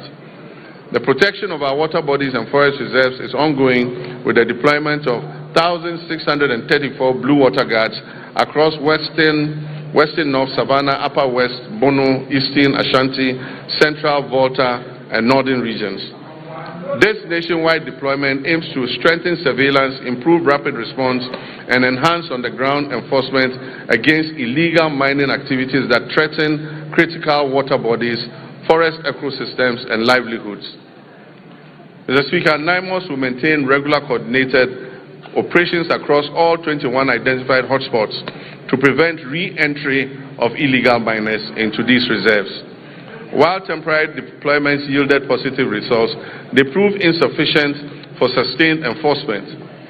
Mr. Speaker, in the works housing and water subsector, these are vital pillars of Ghana's national development, shaping sustainable livelihoods through reliable water supply and affordable housing that enhance citizens' well-being. Sea defense works are ongoing. We've successfully completed works at Komenda, Ningo Pram, and Elmina. Together, these three projects have protected approximately 15 kilometers of our coastline and safeguarded lives and livelihoods and property. In March 2025, I visited Solakope, Agaveji, and Amutinu in the Ketu South municipality, where tidal waves had displaced thousands of residents. We made a firm commitment to address the devastation. Mr. Speaker, true to that promise, the contractor for the Phase 2 of the Blekusu Coastal Protection Works was awarded the contract, and in August last year, I officially cut short to commence the project. I'm pleased to inform this House that the project is currently 25% complete, and calm has already been restored along the coastline. Notwithstanding these actions, flooding remains a major infrastructural challenge in the country and a top priority for this government. A task force on flooding is in place and coordinating the national mitigation efforts against flooding. Ghana continues to grapple with housing deficits currently estimated at over 1.8 million units. Some significant strides have been made in the housing sector. In line with government's earlier commitments to complete all ongoing housing initiatives, we have successfully concluded the joint venture arrangements which we inherited for the completion of the Saglemi housing project. The Attorney General is reviewing all related documentation to finalize and commence the project. When these projects are finished, it will increase the number of housing stock available. The TDC in Ghana is also steadily advancing work on 800 housing units under the Akpung Affordable Housing Project at Community 26. To position TDC Ghana as a key player in Ghana's housing industry, I performed a sword cutting ceremony last year for what they call the Oxygen City Housing Project in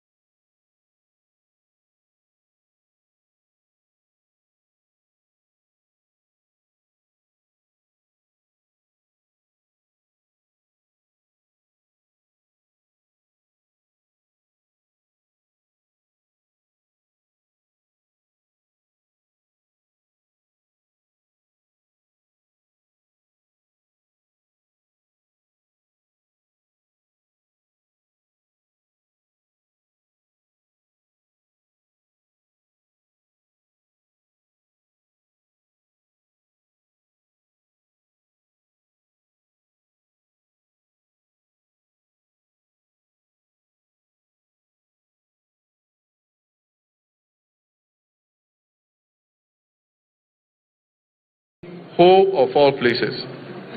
That project so Kweman Damfa, Goso, Drabing, Aveime, and Edumbamso. To strictly follow the resetting agenda and secure sufficient funding, the Ministry of Finance has allocated 6.3 billion Ghana cedis to the District Assembly's Common Fund. This amount covers 4 quarters of the 2025 fiscal year, and it has been allocated to all 261 metropolitan, municipal, and district assemblies to execute their activities outlined in the medium-term development plans and annual action plans. Mr. Speaker, out of the amount released, a total of 4.3 billion has been dispersed to all MMDAs. The 4th quarter installment is being processed and will be disbursed soon. Mr. Speaker, all members of this House will agree with me. All members of this House will agree with me that the flow of resources to the district assemblies is unprecedented.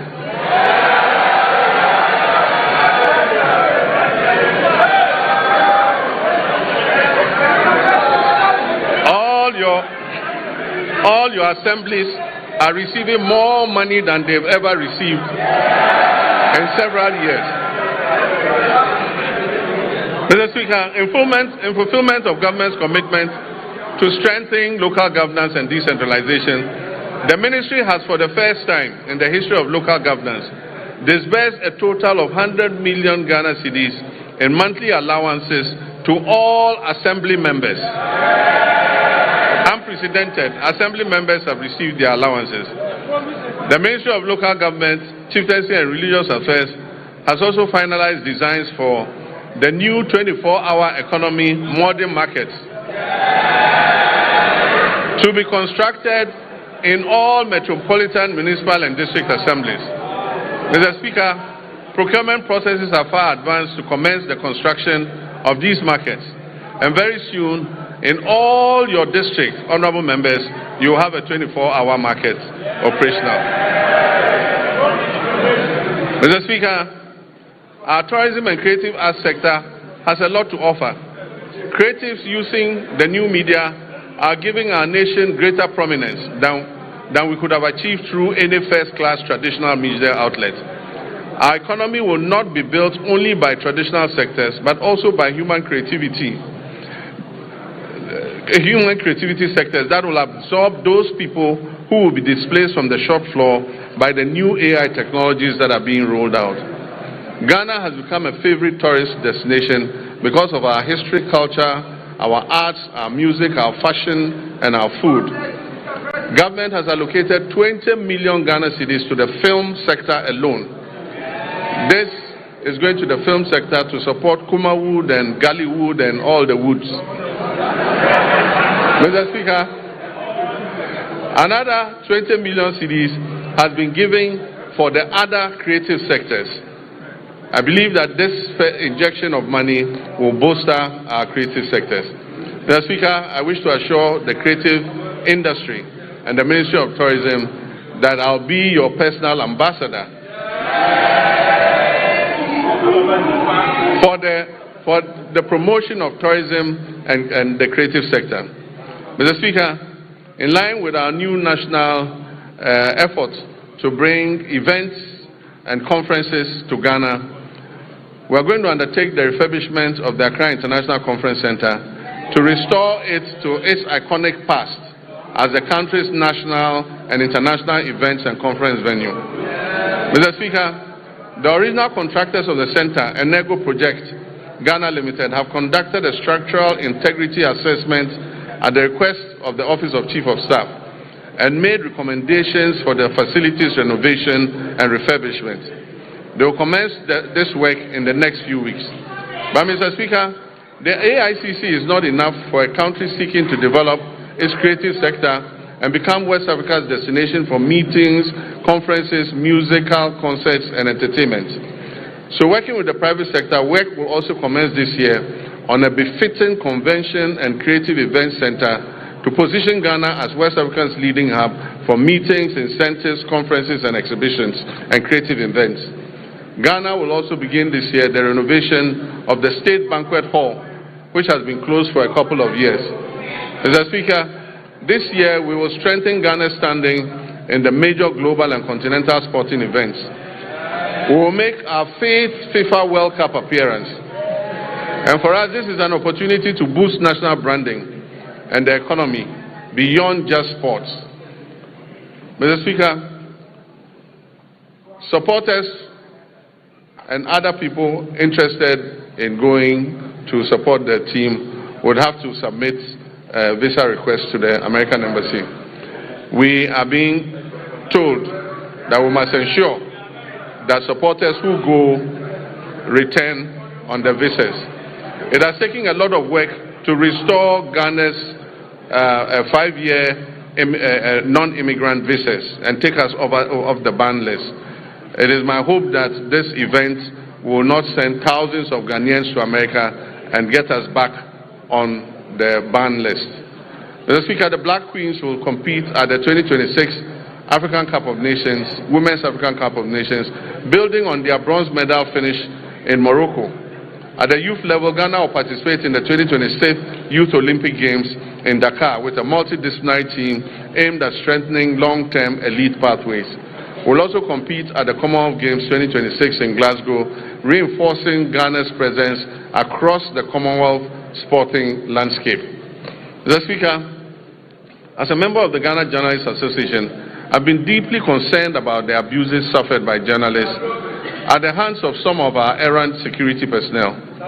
I've asked the leadership of the security agencies to take firm action and to reorient their men and women on the need to be accommodating to journalists who are only doing their job of keeping citizens informed. I've also been concerned about the state of our state-owned media, most of which have suffered from historical underfunding and grappling with deteriorating infrastructure and facilities. I recently toured these media houses to learn about their challenges at first hand, and we're currently putting together a revitalization plan to leverage their valuable assets and re-inject life into their operations. The reintroduction of the Media Development Fund is also being reconsidered to support the Ghanaian media. Mr. Speaker, as I conclude, during my recent trip to Zambia, we saw what a united Ghana can achieve on the global stage. A simple mislabeling of our culture could have reduced us to a punchline. Instead, we moved with speed and confidence. We corrected the record. We turned what was supposed to be ridicule into reach. We turned confusion into connection. We taught what could have been a negative social media trend into a handshake of friendship with our Zambian brothers and sisters. Mr. Speaker, for most people, that episode was just a fleeting social media frenzy. Yet it served a greater purpose. It showed a nation that understands its brand equity. It showed citizens aligned around a common identity. It showed a country that knows who we are and refuse to be defined by others. But let us be honest, unity in moments of cultural pride has proved easier than unity in moments of political disagreement. If we can mobilize that same collective resolve for our development agenda, we will see real progress. And that mobilization is possible because we are the descendants of a people who united against political subjugation. We resisted economic exploitation and we fought colonial oppression. Mr. Speaker, our pursuit of national development today demands that same unity of purpose. We must reject misrepresentation and distortion that detract from our collective progress. We must guard our development as firmly as we guard our cultural identity. We must act as one people with one purpose. Mr. Speaker, in public life, there is a simple maxim we're all very familiar with. And it says that the buck stops with the president. Mr. Speaker, I not only agree with this. Every day I hold office of president, I live by that statement that the buck stops with me. The ultimate responsibility for the direction of this nation rests with the office that I hold, and I'll never shirk that duty. But nation building is not merely a question of who provides the strategic direction and who bears the final responsibility. It is a long chain of efforts that carries intent into reality, from policy conception to laws enacted, to resources mobilized, to services delivered, to value created on farms, in workshops, in classrooms, in markets, and in enterprises across our land. Mr. Speaker, it is here that the strength of a people reveals itself. It is in the countless acts of competence, integrity, and industry by citizens of every calling whose work turns national purpose into lived reality. Mr. Speaker, while the bulk may stop with me, the work of nation building goes beyond that. Through the labor, enterprise, and civic spirit of millions of Ghanaians whose daily efforts give policy life. Mr. Speaker, I will continue to carry the weight of final accountability. And I ask in equal measure that our citizens bring their full measure of energy, skills, and patriotism to the common task of advancing our country. That is how nations are built. That is how economies grow. No policy can substitute for civic duty. No program can replace the quiet discipline with which millions of Ghanaians sustain their families, serve their communities, and carry this republic forward each day. Mr. Speaker, we are sometimes tempted to judge our nation only by our failures and our difficulties. But the country is not defined solely by its difficulties. It is defined by the choices its people make in response to those difficulties. Repeatedly through our history, Ghanaians have chosen steadiness over despair, cooperation over division, and purpose over cynicism. That is the deeper strength on which our future rests. We faced testy moments before, and we have overcome them. We've gone periods of economic strain, transitions that have demanded much from our citizens and our public servants alike. And Mr. Speaker, there's an African proverb that says, however long the night is, the dawn will break. Mr. Speaker, the dawn is breaking for Ghana. The moment we are in requires not only endurance but also action. It reminds us that renewal belongs to those who prepare for the morning, while others still speak of and look back at the darkness. For Ghana today, that dawn is not a promise we must recite. It is a reality we must build into our institutions, into our economy, and in the ethics of responsibility we pass on to the next generation. So let us live each day mindful that the Republic is larger than any one political party, any office, any individual. This Republic belongs equally to the farmer, the trader, the teacher, the nurse, the artisan, the entrepreneur, the parliamentarian, and the young citizen, and the elderly retired personnel.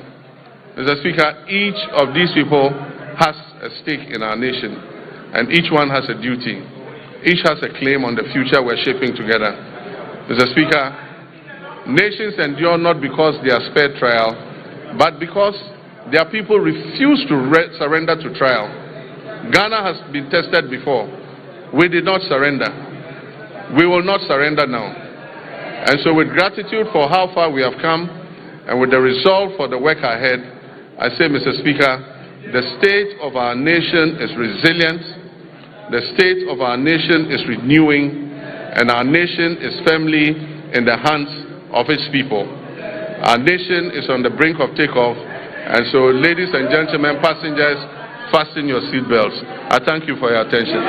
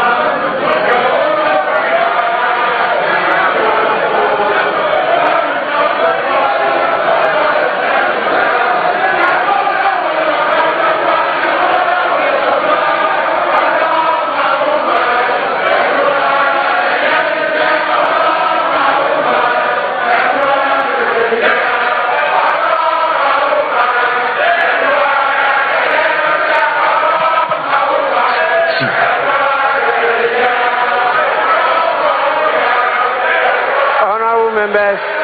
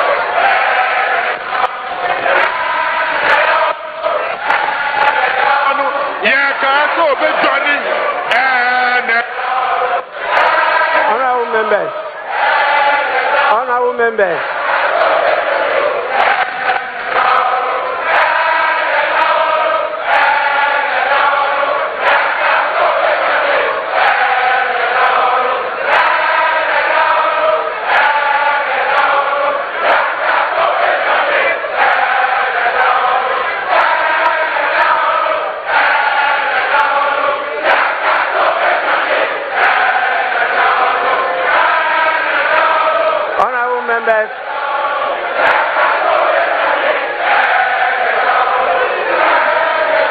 Honorable members.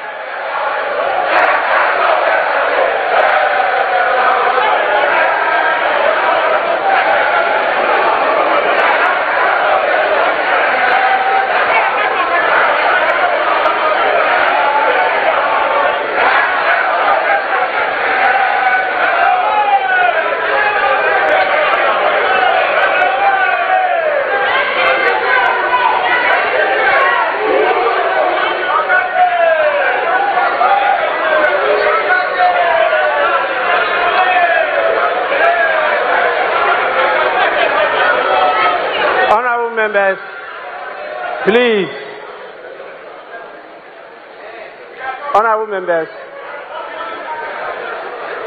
you know we are in this together, and you understand as accomplished parliamentarians that when the speaker is on his feet, every other person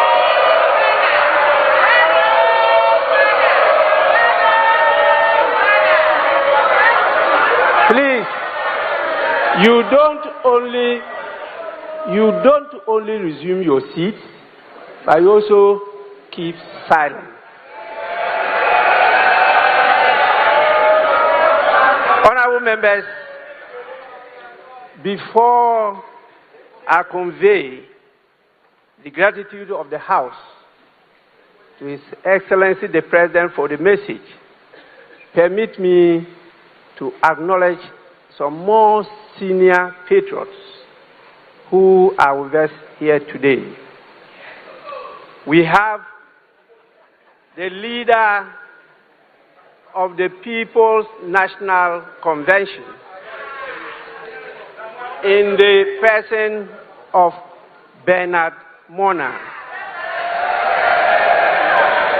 We also have the leader of the All People's Congress, APC, in the person of Hassan Abdullahi Ayaraga.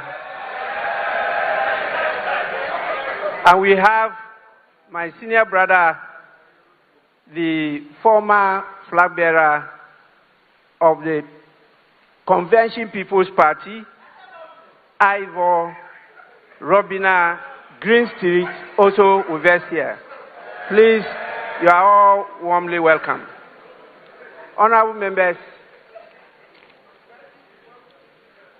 in accordance with Standing Order 72, Rule 4, I convey to His Excellency, the President of the Republic of Ghana, the gratitude of the House for the address.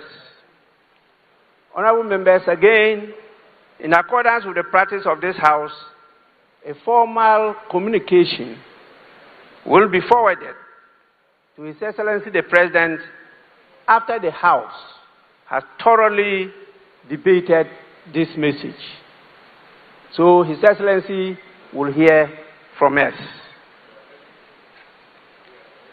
I know you are ready.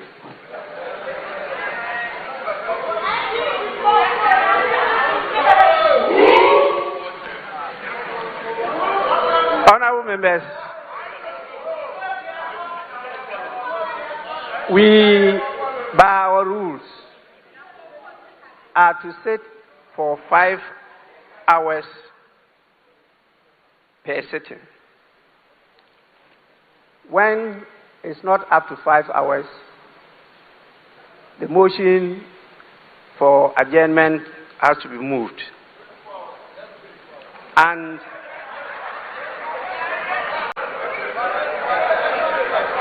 here we are.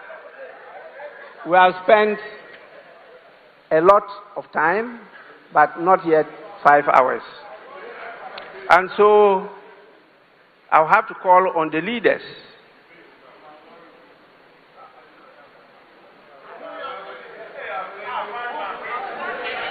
starting with the minority leader. And honorable members, in consultation with the leaders, I'm giving each of them 5 minutes. 5 minutes. Please, we'll hear you for only 5 minutes. Then after that, I'll put the question for adjournment. Yes, minority leader. Speaker, with respect, let me thank you for the opportunity and thank Mr. President for living up to this constitutional obligation. But Mr. Speaker, what the President failed to tell the people of Ghana is that 1 year in government, he's still acting with slogans, no action. Mr. Speaker, electricity tariffs have skyrocketed and Ghanaians cannot afford electricity. We have thousands of Ghanaian youths who are, Mr. Speaker, can they be quiet and listen? Because if they misconduct themselves, we'll do the same thing to their leader. Keep quiet. They can't take away my time. If you don't keep quiet and listen to me, your leader cannot speak. If you don't know, I'm telling you. Mr. Speaker, thousands of Ghanaian youths were dismissed through a letter by the Chief of Staff. It's part of the State of the Nation. Mr. Speaker, as we speak, there is a scandal looming. Security services recruitment, TribeNet, we know who brought that company to the ministry. Kama has a way. And we, the minority, will pursue the person and make sure there's full disclosure. Mr. Speaker, the cocoa farmers, they have reduced producer price and Erikopoku cannot be found. They don't care about cocoa farmers and they are here telling us inflation, macroeconomics is a bedi. Macroeconomics is a bedi. Mr. Speaker, Galamsey continues, Ghanaians continue to suffer under this Galamsey hardship. And we expect concrete action to be taken on Galamsey. Mr. Speaker, to conclude,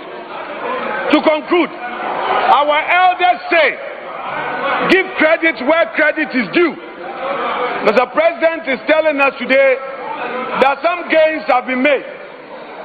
Those gains through this goal for reserve.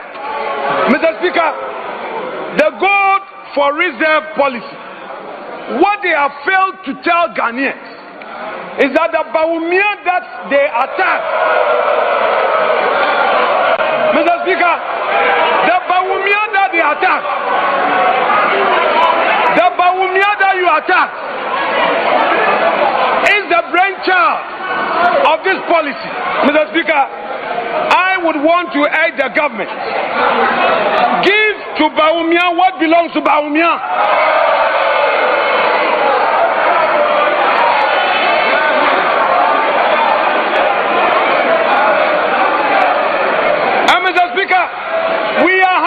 We are happy they are showing a picture, trying to embarrass the former finance minister. We've seen, but very soon and very soon, let me assure you that somebody, a senior appointee who is in charge of this tribe net, would go to jail. So the one behind tribe net, the one who introduced tribe net to the ministry, who is chopping money, Mr. Speaker, we are happy you are showing. Very soon we'll bring a picture. Then you will see the one in charge of tribe net duping innocent Ghanaians, duping their unemployed youths. There are many youth who are looking for jobs, and this tribe net, with the connivance of an appointee of government, she will be exposed. So you continue with Kenoforiata. Soon and very soon it will be your turn. Mr. Speaker, I will conclude by saying that this side of the house, we are ready today to debate on this SONA, and by Monday the true SONA will be revealed by the minority. By Monday, we the minority will present to the people of Ghana the true state of the nation. Mr. Speaker, that said, let me thank you for the opportunity, and I wish Mr. President well. Thank you very much.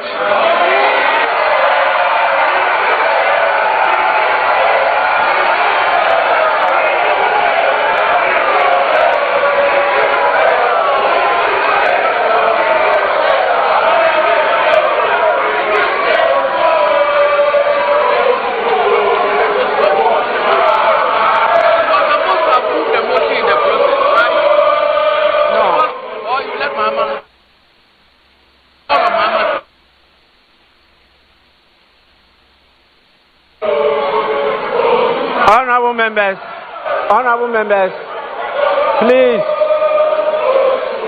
Honorable members.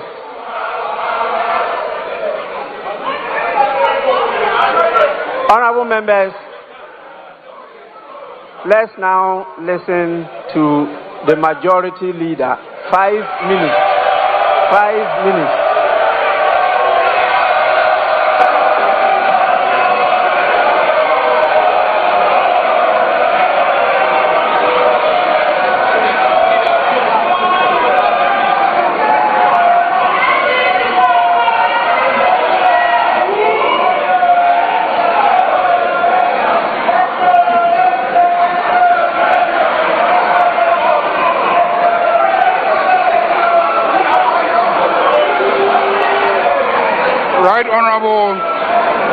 Right Honorable Speaker,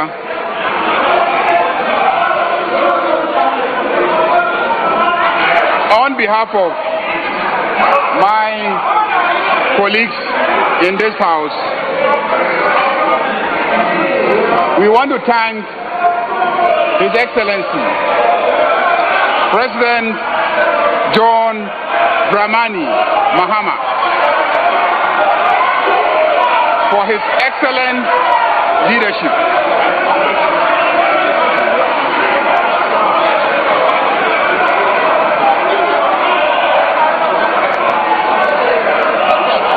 Honorable members, please. Honorable members.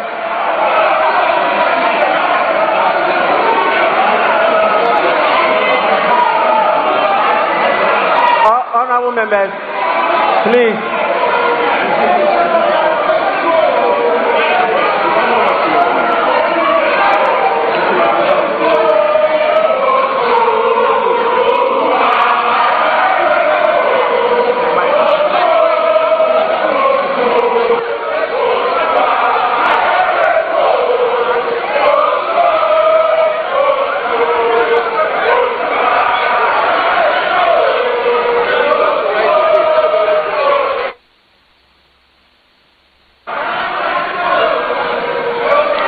Honorable members, please. We are not at a rally ground. Please.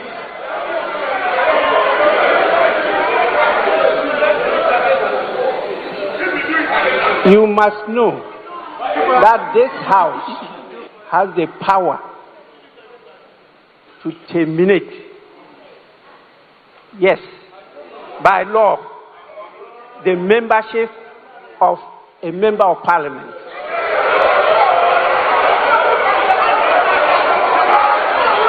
Please.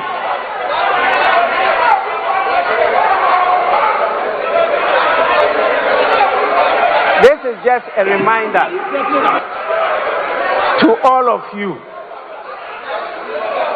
Again, this is a reminder to all of you. Majority Leader, you may continue.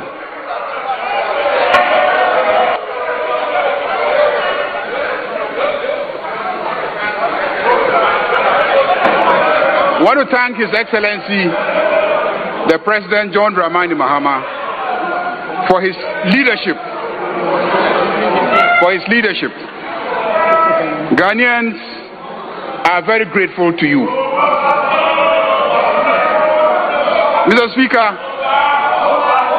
it is obvious that the Ghana you inherited and the Ghana you speak of today is like day and night.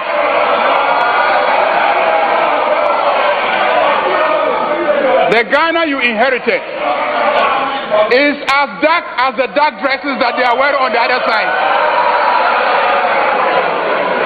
And the Ghana you speak of today is clearly as bright as the white dresses that we are wearing on this side.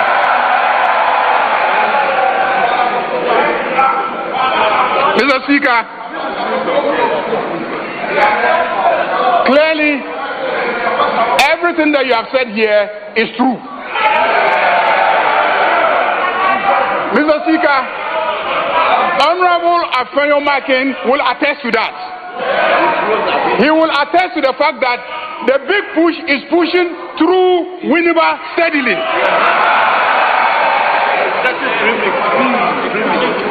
And he's getting premix.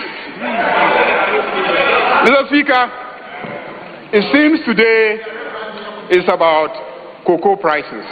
I can understand. Mr. Speaker, let me read Reuters today.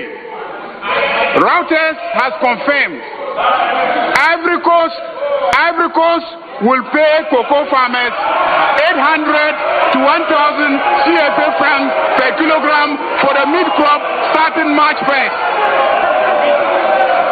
The main crop price was 2,800 CFA francs per kilogram. When converted to Ghana cedis, this is about 980 to 1,225 Ghana cedis per 64 kilogram bag.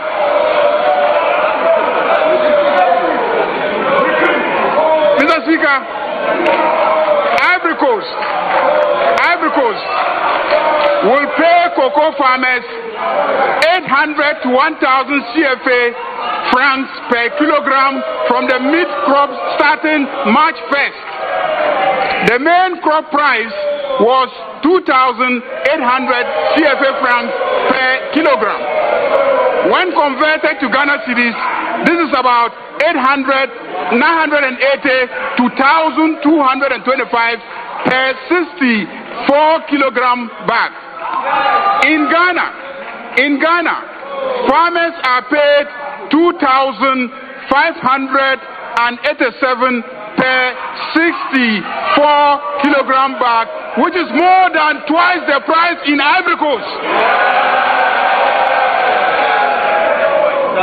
This is confirmed this morning by Reuters.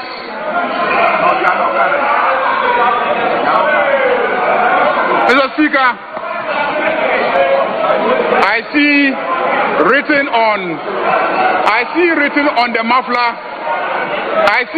on the muffler of my friends in black that NPP Yaye Mobo Dodo. NPP. Yaya Mobo Dodo. Mobo Dodo, NPP. Yaya Mobo Dodo, NPP. Mr. Speaker, this is the month of Ramadan, and Your Excellency, all Muslims in Ghana will pray for Allah's blessings on you. For your sterling leadership that has been recognized by the entire West Africa. That is why they unanimously elected you unopposed to lead in Africa.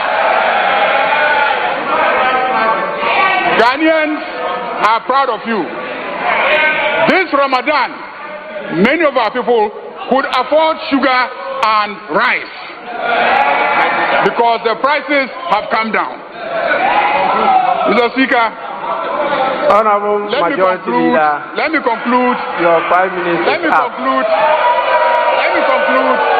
by seconding the motion. The motion moved. My friends, Honorable Majority Leader, you will now move the motion for adjournment. Mr. Speaker, I move that this House adjourns until Tuesday in the forenoon. I so move. Honorable Minority Leader.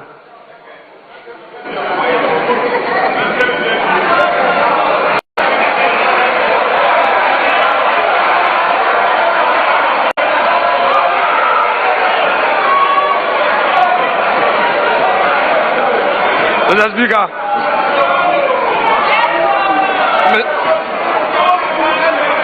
Mr. Speaker, much as we are willing to work, the majority is unwilling to work. So, Mr. Speaker, I will reluctantly second the motion to grant the pleasure of the majority leader who wants to go and rest. Thank you so much, Mr. Speaker. Honorable members, the motion has been moved and seconded. And the question is, as many as are in favor of adjournment, say aye. As many as are against, say no. Honorable members, clearly the ayes have it. The House is accordingly adjourned till Tuesday, 3rd March 2026 at 2 p.m. The House is adjourned.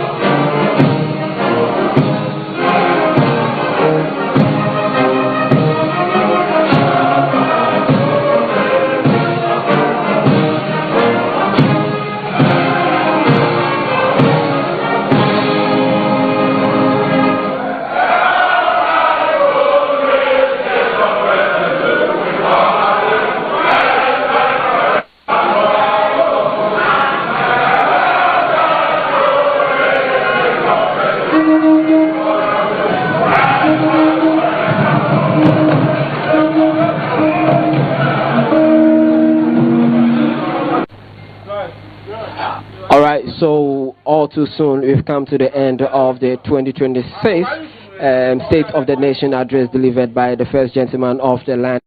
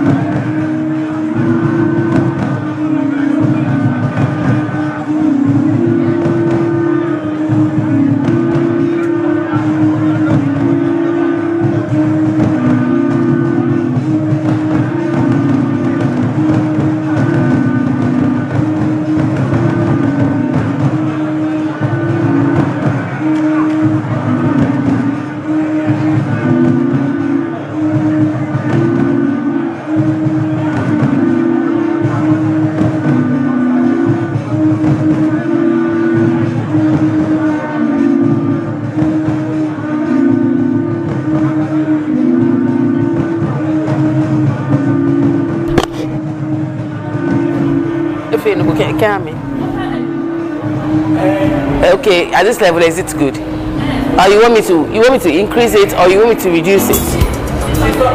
Am I increasing the volume, or I'm reducing?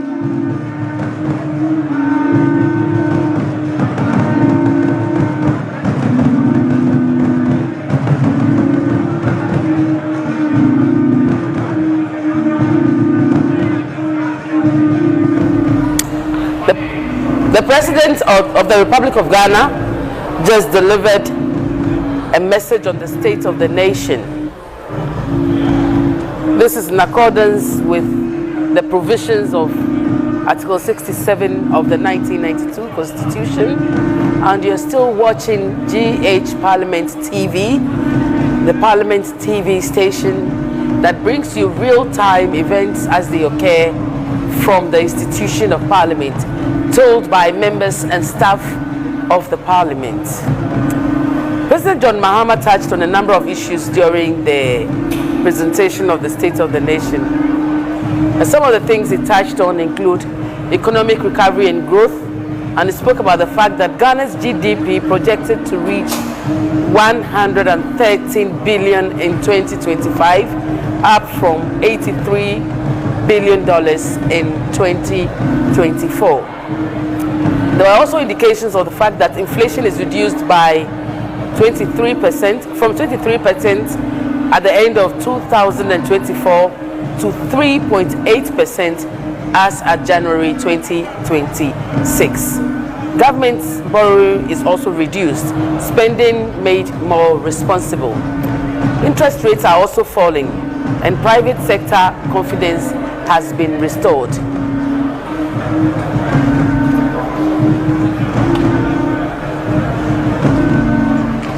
At the moment, according to President John Dramani Mahama, over 1 million jobs have been created and 1 million people have left the poverty threshold.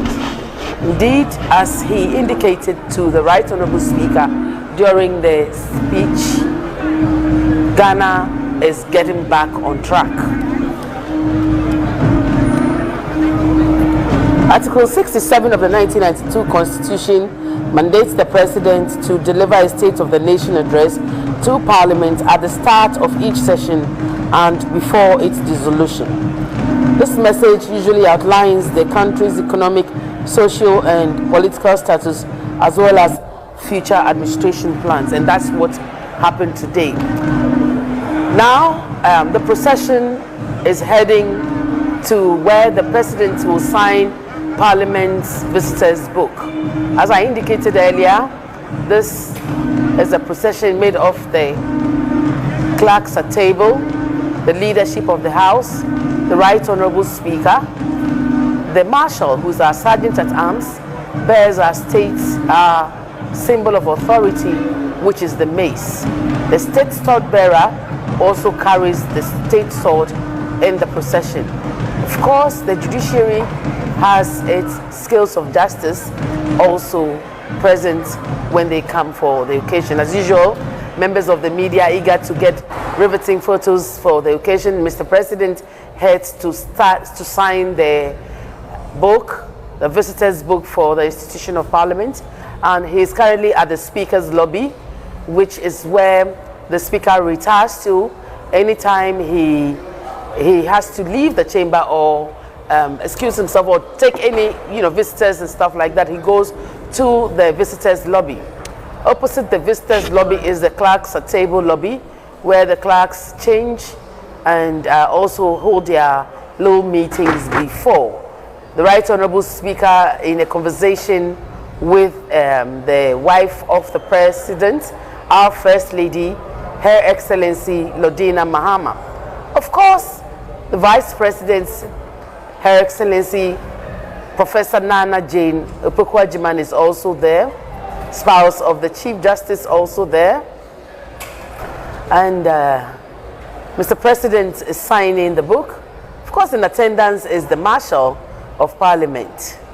And this is a constitutional duty which the President fulfills at least once in a year.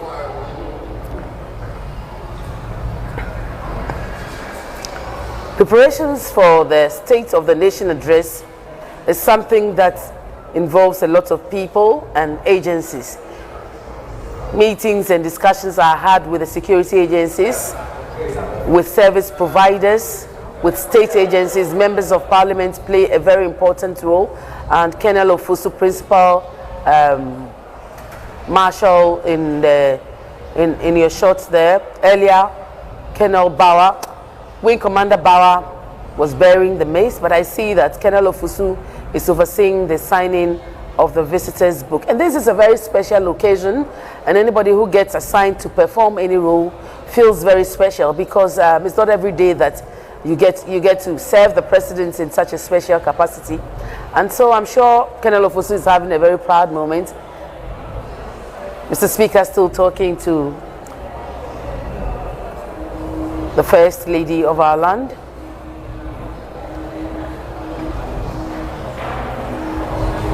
And this is where members of the Parliament and some staff may get photo opportunities with His Excellency the President, and Director of State Protocol also overseeing activities and ensuring that work is going on smoothly. Mr. President still writing his message. I'm sure he is wishing Parliament well and pledging to oversee a good or a better 2026, and where we build on the very, very good gains that were made in 2025. The police band always comes and plays the national anthem and other patriotic songs at such a special occasions, and they ensure that generally the program goes well. I mean, what's a program without music? After all, they say he who sings prays twice. As we said at the beginning of the program, the President touched on a number of issues and sectors like health, education, agriculture, and I saw the cocoa pots that the members of the minority had in the chamber. Now it's the turn of the Vice President, Her Excellency Professor Nana Jane Opoku to sign the visitor's book. Professor Jane Nana Opoku is a woman that has distinguished herself in public life. She distinguished herself in the media, distinguished herself in academia, and served in various ministerial positions before she ascended to the high office of Vice President of the Republic of Ghana. I'm trying to mention Mr. Speaker's traditional name, but I know better because I don't know whether it's Tagli Na or something like that, but the Right Honourable Speaker holds chieftaincy titles in 4 different traditional areas in Ghana. Another well-established, distinguished legislator, a man that has worked very hard. We call him a he for she. He's worked very hard to ensure that Ghana's parliamentary democracy is entrenched. The 8th Parliament was, I'm sure, probably one of the highlights of his career, where he supervised a hung Parliament and the art of ensuring that, and now it's the turn of the Chief Justice to sign the book. Again, his wife is looking on, the Vice President is also looking on. The President of the Republic is there also. Our very own Right Honourable Alban Sumana Kingsford Bagbin is there. And as usual, a tete-a-tete going on between our number 1 and number 2 and number 1's better half.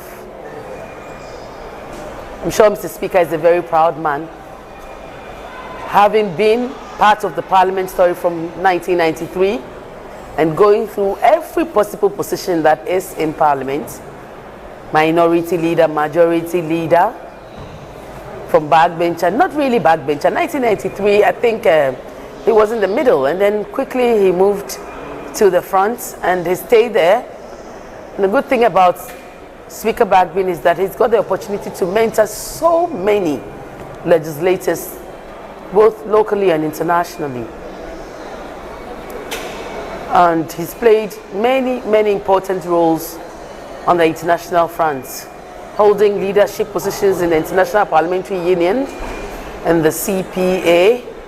And in 2022, Ghana hosted the Commonwealth Parliamentary Association Conference in Accra, the 66th, and it was under his auspices as president of the CPA.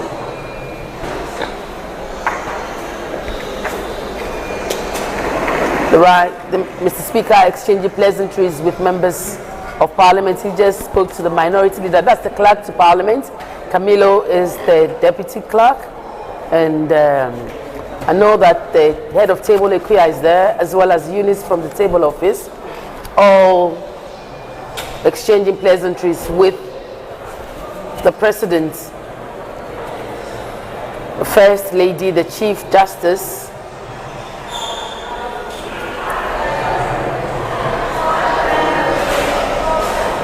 Oh, these are our flower girls.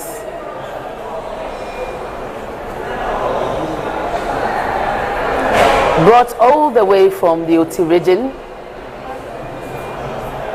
I am sure their parents will be very happy. And I have with me Honorable Isaac Wamanyaku. He is the member for Efia. Honorable, this is a beautiful ceremony, isn't it? Oh yes, it has always been when you have the president visiting Parliament to deliver a state of the nation. What was your key takeaway? And the glass is half full rather than half empty. No, it is actually almost empty, not half full. Not at all. Because I told you earlier in the morning that my expectations are to do more with creating opportunities for the youth in terms of employment. And if you listen to the minority leader, he gave that signal that the letter from the chief of staff has led to the dismissal of so many Ghanaians, and the president didn't show us any direction in terms of creating employment for the Ghanaian youth. Where still is the agricultural sector, where you wanted to see a lot more of what government has done in the year 2025. That also didn't come out so strongly. So basically the main ingredient that offers opportunity for employment, we don't seem to have it, and I think that was missing in the State of the Nation's address. Yes, but there were some really good highlights as well. I mean, employment for over 1 million people, people going out of the poverty threshold. These are things that we should also highlight. That data from the Statistical Service ought to be interrogated, because over the past year till now, governments have never shown us the areas where the employment were created. And so these are numbers that are now being churned out, and their reliance is the Statistical Service. But we need to be very careful, because over the year, we've never seen where these 1 million jobs are being created. The youth remain unemployed. We've never seen it in industry. We've not seen it at the manufacturing sector. Government itself has not done any employment over the past year, 2025. So it's very worrying to see where that true number of on our screens now, the leadership, the second deputy speaker, first deputy speaker have now joined the president and the vice president and Mr. Speaker, the Chief Justice, to take a very memorable photograph. I'll have to let you go, Isaac, because I see that more of our colleagues are there. But I want to invite you to our TV station. Come and let's have a longer conversation on this matter, and do enjoy your day. Awesome. Have a blessed day too. Thank you very much. Deputy Director for Broadcasting doing his thing. They're trying to get Mr. President. Oh, and that's our clerk and our deputy clerk, together with the head of table and the marshal. I'm taking a photograph with His Excellency, the President of the Republic of Ghana, John Dramani Mahama. Of course, my very own brother, Fred Bauer, is also in the background with the mace, which is the authority of Parliament, which is a symbol of authority of Parliament. And today has been a special day. This is a special edition of our coverage on GH Parliament TV, and the plan is to bring you real-time happenings from the real source where it happens, and conversations are being had by the people who are themselves the actors of the things that you see. And today we've had an opportunity to not only see the State of the Nation, which we always see in the media, but also for the very first time ever tell the Parliament story our own way. And I am being joined by a man who should have been here a lot earlier, because he's my partner in crime. We worked very hard to see this come to fruition. Congratulations. I didn't get a chance to congratulate you on GH Parliament TV. Oh, thank you. Thank you well so done. much. Yeah. But I've been seeing your documentary. Yes. And every time I see the documentary, I'm like, why didn't you say, oh, I worked with Kate on it? Kate, everybody knows that you lead the team. So when we talk about Parliament TV, we cannot skip you. You know that you have been on the drive since. How have you been? I've been very well. Terrific. Today, yes. How did it go? I'm so happy. I'm so happy, so happy. I can't express it, because it is one of the best State of the Nation address that we have ever witnessed in the history of this country. If you consider the fact that Ghana was taken back, in fact, it is projected that we were taken back about 20 years. Just in 8 years, they took us back to 20 years. And then this president has been able to navigate through the challenges by paying all our debt, in fact, almost all our debt, because he highlighted that the debt owed by WAIC or to WAIC has been paid fully.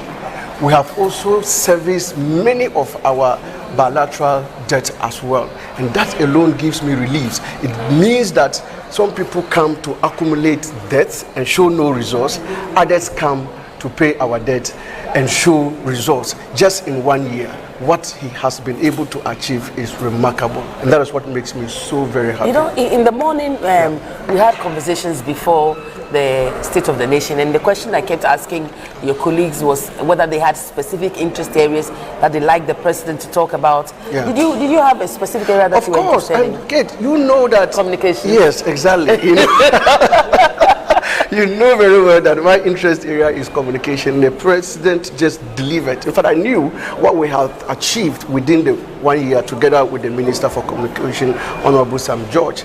In fact, what we have been able to do is rolling out the 1 million coders. That is going to take a lot of our youth from the streets into, getting knowledge in coding, and that is going to change their lives. We are currently selecting coders, or if you like, leaders, or those who are going to drive this through the various districts and constituencies. And I'm so happy that it is taking shape. The University of Ghana is involved, GIFEC is involved, Kofi Annan ICT Center is involved, everybody. There is also the private sector that is also willing to come on board with this. So it is something that we have achieved. In fact, we are currently also building ICT centers in all the districts in the country.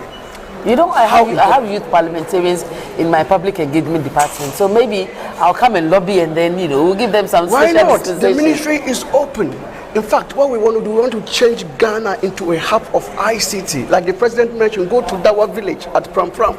It is coming big time, where we're going to have all the multi-corporations in the ICT industry come to Ghana to set and to employ the youngsters that are there. In fact, this year we're going to have the girls in ICT. We want to ensure that those who will be trained, we will monitor their progress up to the level where Google and then the likes of MTN within the country can employ them, and where they can also learn skill to be self-employed as well. So we are doing a lot in the ICT industry. Currently, the ministry is reviewing about 15 bills. We're going to have the cybersecurity bill. We're going to have NCA bill also, law also reviewed. We have the data protection. For yesterday, we celebrated data protection day yesterday at the Alisa. Yes, exactly. The speaker was supposed to be there. For the second deputy speaker represented. Yeah, exactly. And he stayed the whole day. Exactly. So all of these are happening within the space of just 1 year, and we are achieving results. Look at the road sector, where the president talked about the big push. In fact, and it is not just saying, but it is working. It is happening right now. From Bintiri to Nagbanduri, there is a big push now. The contractor is there. In fact, at Hutu, Afenya constituency is called what? Afenyo's constituency. What's the leader's constituency? Minority leader. Afenyo. It is just to say that. It is just to say that we shouldn't be pardoned. So in rounding up, give me. Will I see you on the floor talking about these things during the debate? Of course, I'm going to lead the debate as far as the ICT sector is concerned. And you will hear more during the debate. And it is time that all Ghanaians rally behind us, because they have seen the good works. In fact, the other side came only to talk about cocoa.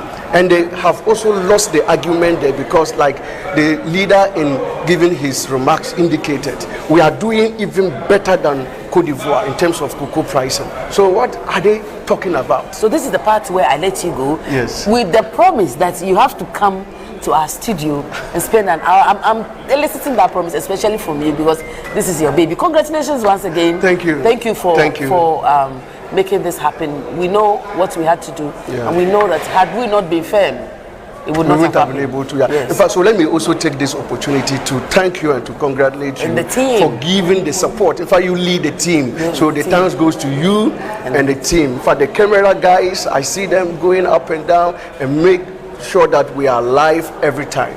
Thank you so much. In fact, Ghanaians should expect more from Parliament TV. Thank you for the endorsement. We will see you again. So we are moving on, and as I indicated, you are live on GH Parliament TV, and our aim today has been to inform you, educate you, and entertain you. And we promise you that we are going to be having more of such programs as we go along.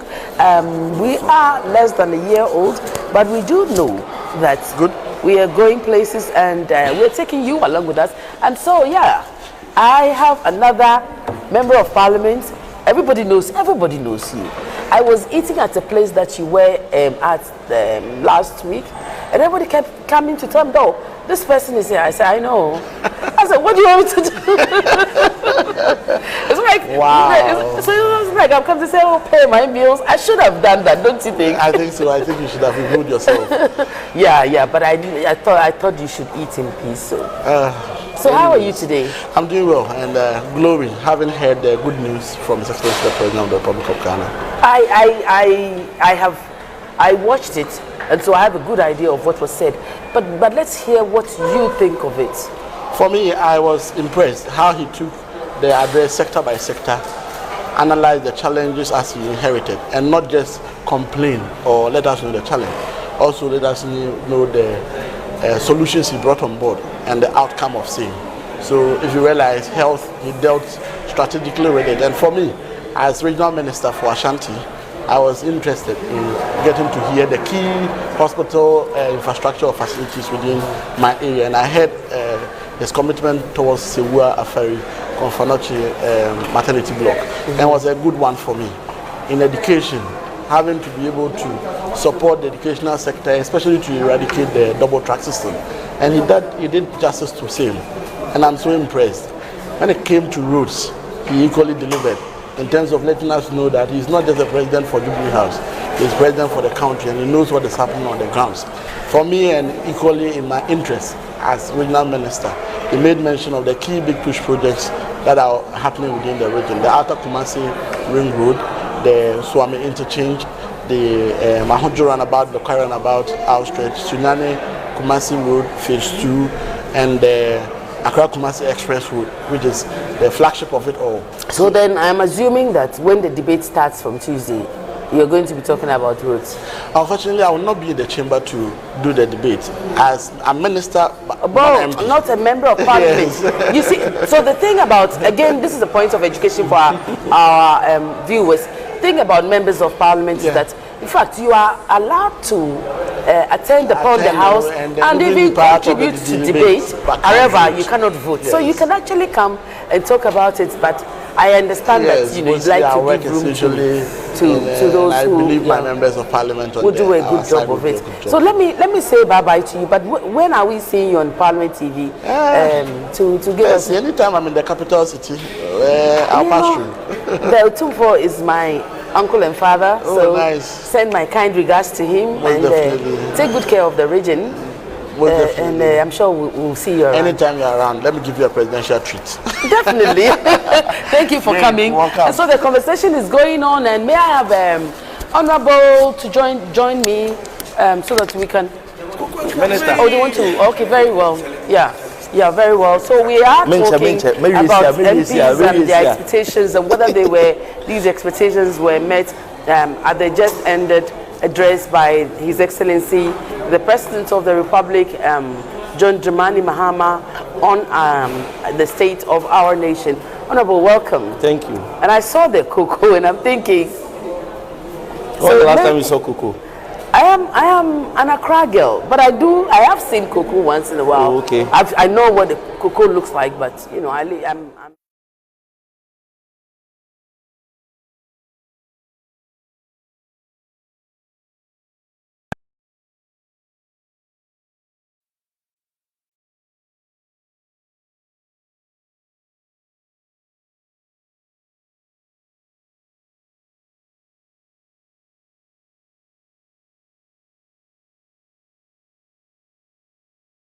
distinguished leaders of civil society, our development partners, representatives, and fellow citizens committed to accountable governance. Good morning to all of you. We gather here today not for partisan contestation, nor for institutional rivalry, but for defense of something far greater: the constitutional architecture of decentralization, the integrity of public finance, and the supremacy of parliamentary authority in this republic of ours. At the center of our concern are the 2025 guidelines for the utilization of District Assembly's Common Fund, issued by the Ministry of Local Government and approved of by Cabinet. Upon careful review, these guidelines contain fundamental inconsistencies, clear legal breaches, and deep contradictions with the 2025 District Assembly Common Fund formula duly approved by Parliament. let us be unequivocal. This is not a technical quarrel. This is certainly not an administrative oversight. And this is not a routine policy disagreement. For us as a minority caucus and many discerning Ghanaians, this is certainly a constitutional issue. This is a governance issue, and by extension, this is a democratic accountability issue. Now, the begging question is, why are we speaking out today? Article 252 of our cherished 1992 Constitution is clear and ambiguous. It vests in Parliament, and Parliament alone, the authority to determine the formula for the sharing of the District Assembly Common Fund across our 261 MMDAs. That authority is neither symbolic nor advisory. It is binding. In accordance with this mandate, Parliament approved the 2025 DACL formula allocating some 7.51 million Ghana cedis for the fiscal year and distributing it based on scientifically grounded equity drive model. Ladies and gentlemen of the media, nonetheless, the 2025 ministerial guidelines introduce in effect a power allocation regime, one that imposes new mandatory percentages, new expenditure categories, and new national priorities that do not exist in the parliamentary formula. In doing so, the executive have stepped beyond guidance into redesign, and that by every standard of constitutional law is ultra-vires. Now, the central conflict. The parliamentary formula is not arbitrary. Emphasis mine. It's not arbitrary. It is neither political. It is not improvised. It is data-driven and empirically structured. It is built upon these, amongst others: location quotient, need factors including health facilities, educational infrastructure, water coverage, and road networks; equality components, service pressure indicators, weighted allocation under scenario B, 40%, equality, some 56%, needs, 4% service pressure in the formula. Ladies and gentlemen, this design ensures that districts with greater deprivation receive proportionately greater support. It is the very essence of equitable development. In contrast, the ministerial guidelines mandate fixed national percentages as these: some 25% for 24-hour economy markets, some 10% for cheap compounds, some further 10% for school blocks, 10% for boreholes, 10% for sanitation, 5% for administration, and 20% for legacy projects. These percentages appear nowhere, absolutely nowhere, in the parliamentary formula. In fact, they are not supplementary. They are not interpretive. They are substitutive. Ladies and gentlemen, now to the legal breach. Section 1261 of the Local Governance Act 216, 2016, Act 936, permits a minister to issue utilization guidelines. Utilization guidelines, but only to facilitate implementation within the parameters of the approved formula. The law does not empower the minister to assign new national percentages, redesign allocation structures, override parliamentary weighting mechanisms and creates a power formula. Ladies and gentlemen, the 2025 guidelines exceed administrative authority and encroach upon constitutional power reserved exclusively for Parliament. This is a textbook case of ultra-vires executive action. It undermines Article 252. It weakens Act 936, the Local Governance Act. It distorts decentralized governance. It threatens the financial autonomy of our MMDAs. Why this matters for every district. This is not an abstract constitutional debate. It has tangible consequences for real communities. 1.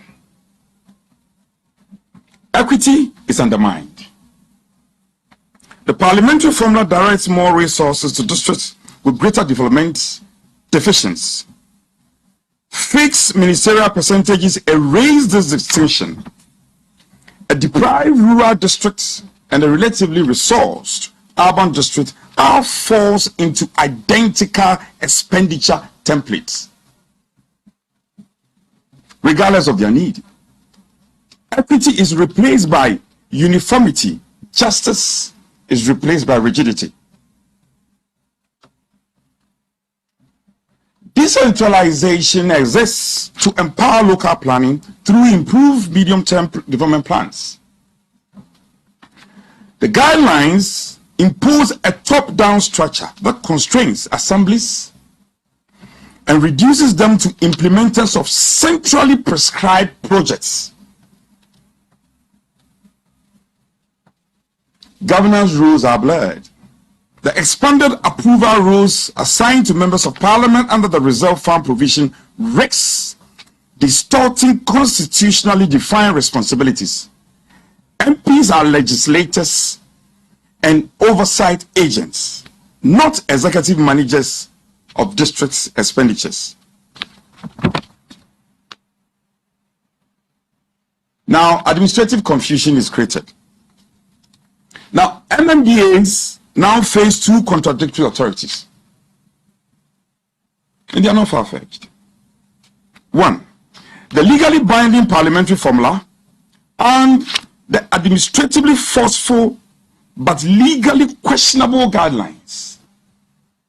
This creates uncertainty, delays procurement, disrupts budget cycles, and exposes public officers to legal risks.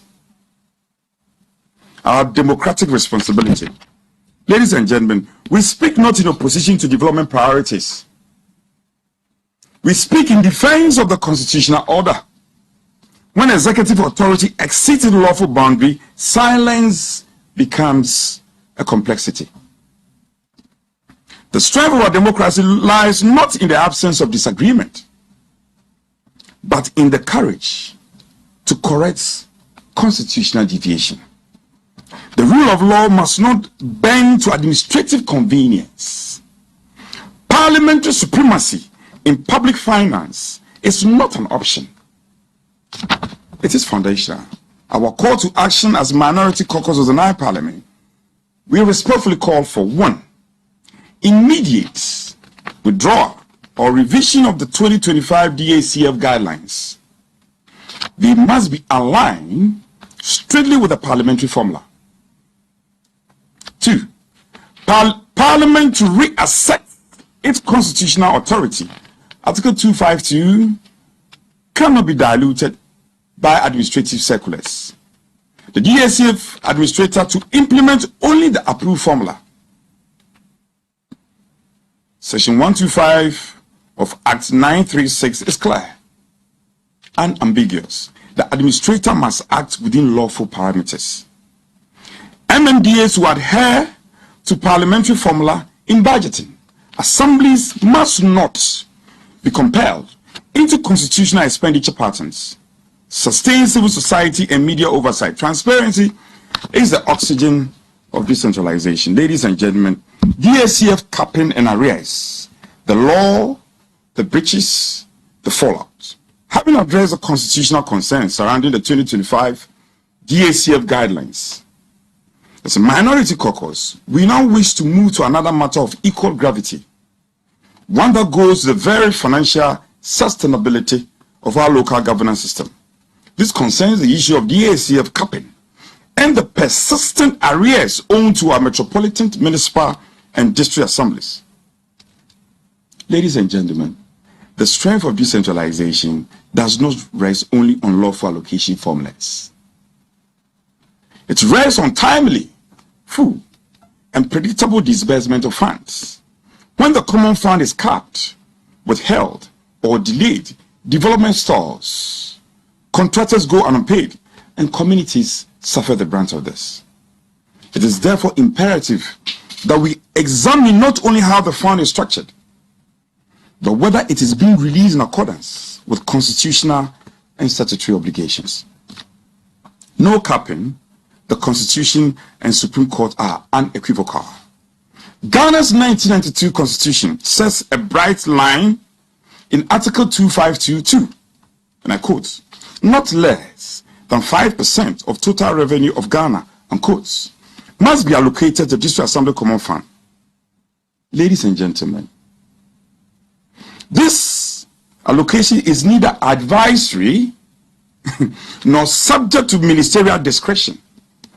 It is a binding constitutional command that anchors fiscal decentralization and shields local development financing from arbitrary and interferences. The Supreme Court cemented this position clear in the Kodo case, declaring that neither Parliament nor the Minister for Finance may allocate less than 5% of the total revenue to the DACF, and striking down legal provisions that had the effect of limiting the DACF to a smaller base or capping it below the constitutional minimum. The 5% rule is a constitutional flaw, not a negotiable target. Article 252 was designed as a flaw to guarantee predictable resources for districts. Any downward adjustment violates the constitution text and the spirit. The Supreme Court decision in the Kodo case reinforces the DACF must be calculated on total national revenue, not a narrower definition, and cannot be reduced by capping states of administrative practices. In short, compliance is mandatory. Non-payment or underpayment is unconstitutional. Simplicity. Persistent non-compliance, the ABFA transfers have fallen far below the 5% threshold. Despite the cost clarity, the Minister of Finance transferred to DACF from the annual budget funding amount, the ABFA, the popular ABFA fund, have in recent years consistently falling short. And here I challenge the Minister of Finance to come and respond to this particular aspects of the text. The Public Interest and Accountability Committee, the PIAC report, that only 1.74% of ABFA were transferred in 2001 and only 2.39 in 2022, far below the constitutional mandated minimum, illustrating a continuing pattern of underallocation to DACF against explicit constitutional and judicial distinction. The pattern gives substance to our observation that by 2025, transfer hovered around just 1%. 1%. 1%. Historic. Never happened in our history. An outcome that remains fundamentally at odds with Article 2522 and the Supreme Court's ruling in 2019. Now the arrears trap. Listen and you will have a chilling shock. Payments in 2024 were largely for old debts, 2014 to 2016, not current compliance. It is important to know that when the NPP-led government announced disbursement in 2024, significant portions were not fresh compliance, with the 5% rule, they were payment against legacy arrears going as far back as 2014, 2015, and 2016. That's how bad the situation was. It is imperative to know that when the NDC exited government, significant arrears covering 2014, 2015, 2016 remained unpaid. Those were not minor accounting gaps. They were constitutional obligations owed to the metropolitan, municipal, and district assemblies.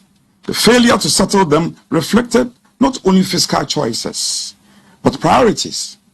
The assemblies, the engines of local development, were left waiting. When the NPP left government assumed office in 2017, it did not dismiss those arrears as someone else's problems. It confronted them headlong. Between 2017 and 2021, and even extending to 2024, payments were made toward clearing those legacy debts by the new Patriotic Party government. And these are facts. You can check. That demonstrated a clear policy position. District development cannot be postponed because of inherited liabilities. The assemblies needed their funds, and the NPP government acted to restore that flow. Ladies and gentlemen, today, however, despite being in office for a year, the NDC administration has not made payment toward these constitutional obligations and appear hesitant in addressing the remaining commitments and historical precursors. That sends a troubling signal. The District Assembly Common Fund is not a discretionary generosity. It is a constitutional entitlement. Delay payments, undermine projects, stall contractors, and weaken local governance. The record speaks for itself.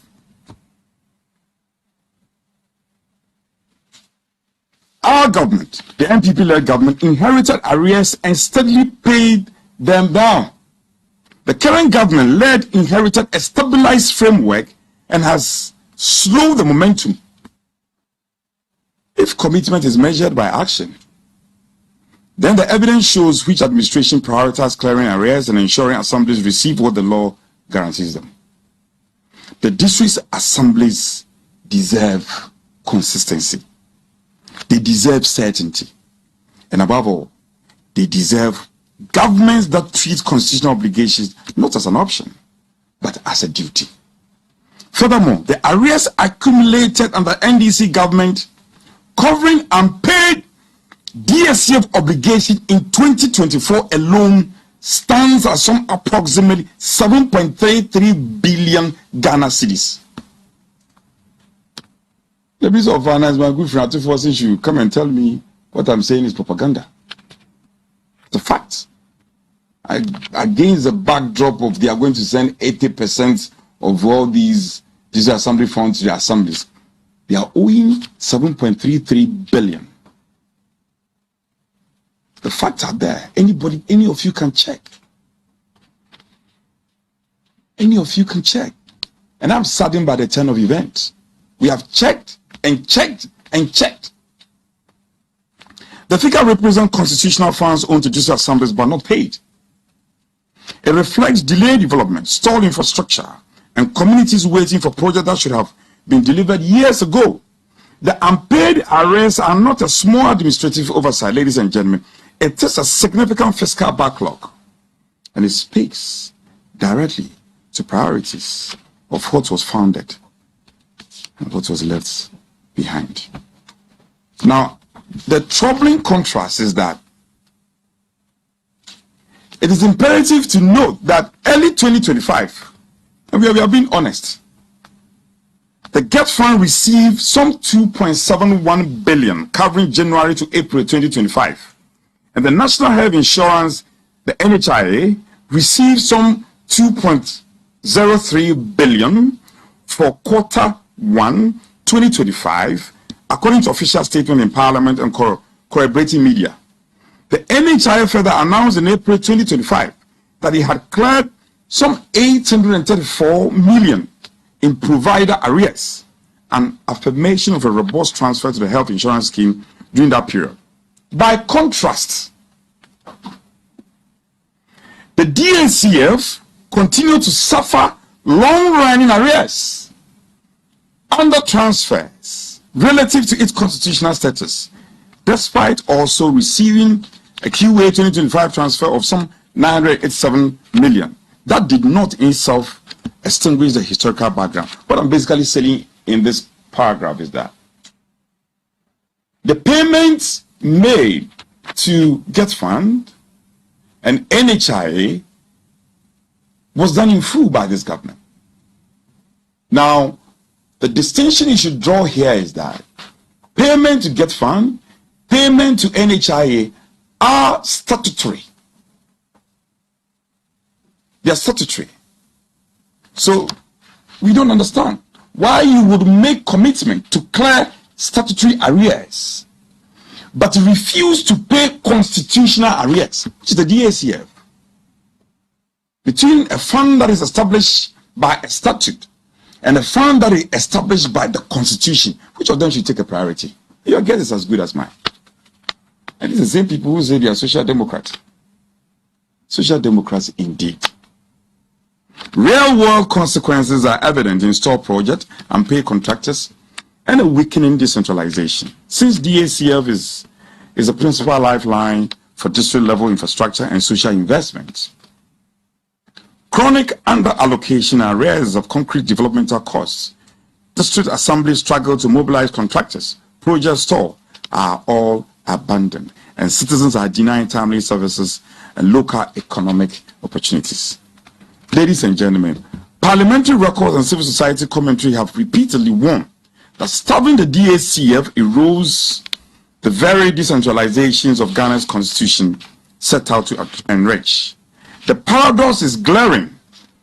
While statutory funds like Get Fund and NHIA received significant release early 2025, the constitutionally guaranteed DACF continued to carry a heavy arrears burden, an inversion of a hierarchy the Constitution intended. Our call to pragmatic action as a minority caucus of the 9th Parliament. 1. Immediate constitutional compliance with the mechanism. Automated revenue-based computation formula. Parliament must legislate or operationalize a binding fiscal formula that calculates DACF strictly as not less than 5% of the national revenue, not a subset. And bears the computation directly into the national budget framework and makes the allocation automatic upon revenue inflow. This can be achieved. And we are not only criticizing, we are also making the patriotic suggestions, and we hope our colleagues will listen in good faith. An amendment to the Public Financial Amendment Act to create a statutory first line charge mechanism, mandatory quarterly publication of revenue inflows and corresponding DACF accruals. The principle is simple. If Get Fund and NHI can receive structured, predictable releases, so must DACF, especially given its constitutional supremacy. Now, arrears resolution framework. The estimated 7 billion arrears cannot be cleared rhetorically. They require a structured settlement plan. Proposed framework. 1. Independent arrears audit. Commission the Auditor General to verify and reconcile DACF arrears from 2014 to date. It cannot be a case of the minority against the majority. We need a supposed independent body, and it cannot be anybody than the Auditor General who can confirm these figures. Publish a certified arrears stock, medium-term arrears amortization plan. Spread repayment across 3 to 5 fiscal years. Ring fence a fixed percentage of annual revenue growth specifically for arrears clearance. disallow the reclassification of arrears payments as current year compliance, and it cannot be at the discretion of the finance minister. Legal prohibition against rolling arrears. And in bringing my address to a close, ladies and gentlemen, a forward-looking reform could involve amending the Constitution or clarifying through the Supreme Court interpretation that DACF accrual is an automatic deduction at source, similar to how some countries treat subnational locations. This will eliminate discretionary delay entirely. Closing statement, ladies and gentlemen. We bring this solemn engagement to a close. Let us remind ourselves that the issue before us today is far bigger than guidelines, formulas, or percentages. It is about the soul of our constitutional democracy. It is about whether the foundational principle that holds this republic together can withstand the quiet erosion of executive overreach, administrative shortcuts, and disregard for lawful financial governance. We stand here because the District Assembly's Common Fund is not merely another line item in the national budget. It is the constitutional heartbeat of the decentralized development, a covenant between the state and the people of Ghana that no community, no district, no citizen should be left behind.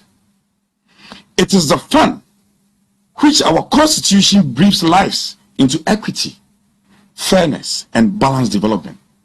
Furthermore, when this fund is distorted, constrained, capped, or redirected outside the lawful authority of Parliament, it is not only the assemblies that will suffer. Our democracy suffers. Our decentralization suffers. Our social contractors suffers. What we have exposed today is not a minor administrative lapses. On the contrary, it is a systemic infraction, a constitutional deviation, and a direct affront on Article 252 of the 1992 Constitution. It is an attempt to substitute Parliament's carefully developed, data-driven allocation model with a power directive that Parliament neither debated nor approved of. It is, at its core, a breach of the sacred limits of executive power and a reversal of years of progress in decentralized governance. Let this be clear. We are not opposed to development. We are opposed to illegality. We are opposed with unconstitutionality.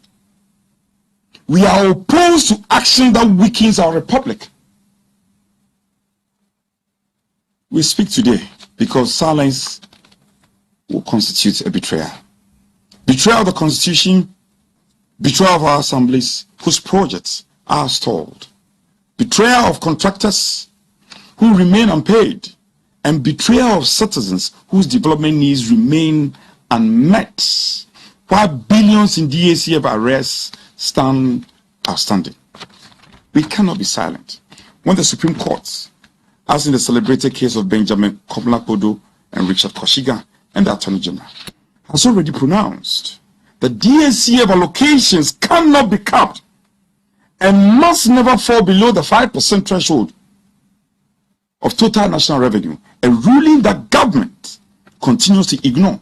The ABFA transfers as low as 1.74% in recent years.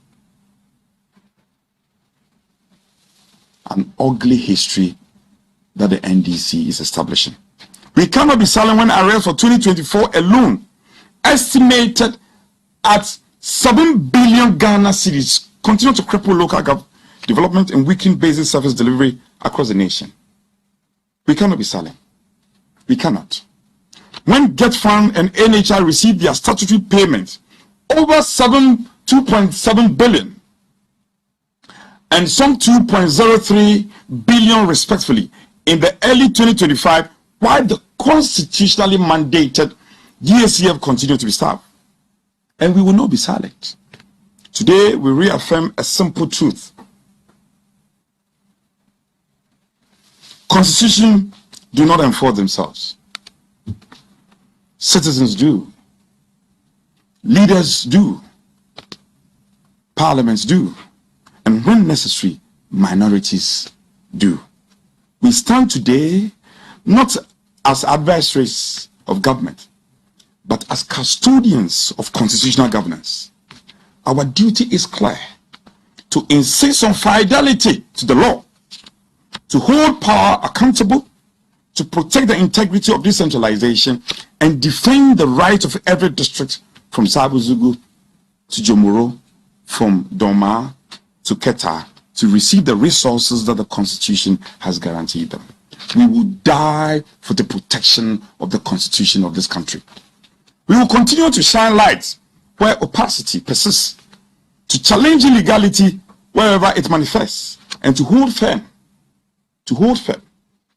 the line that separates lawful governance from administrative excesses.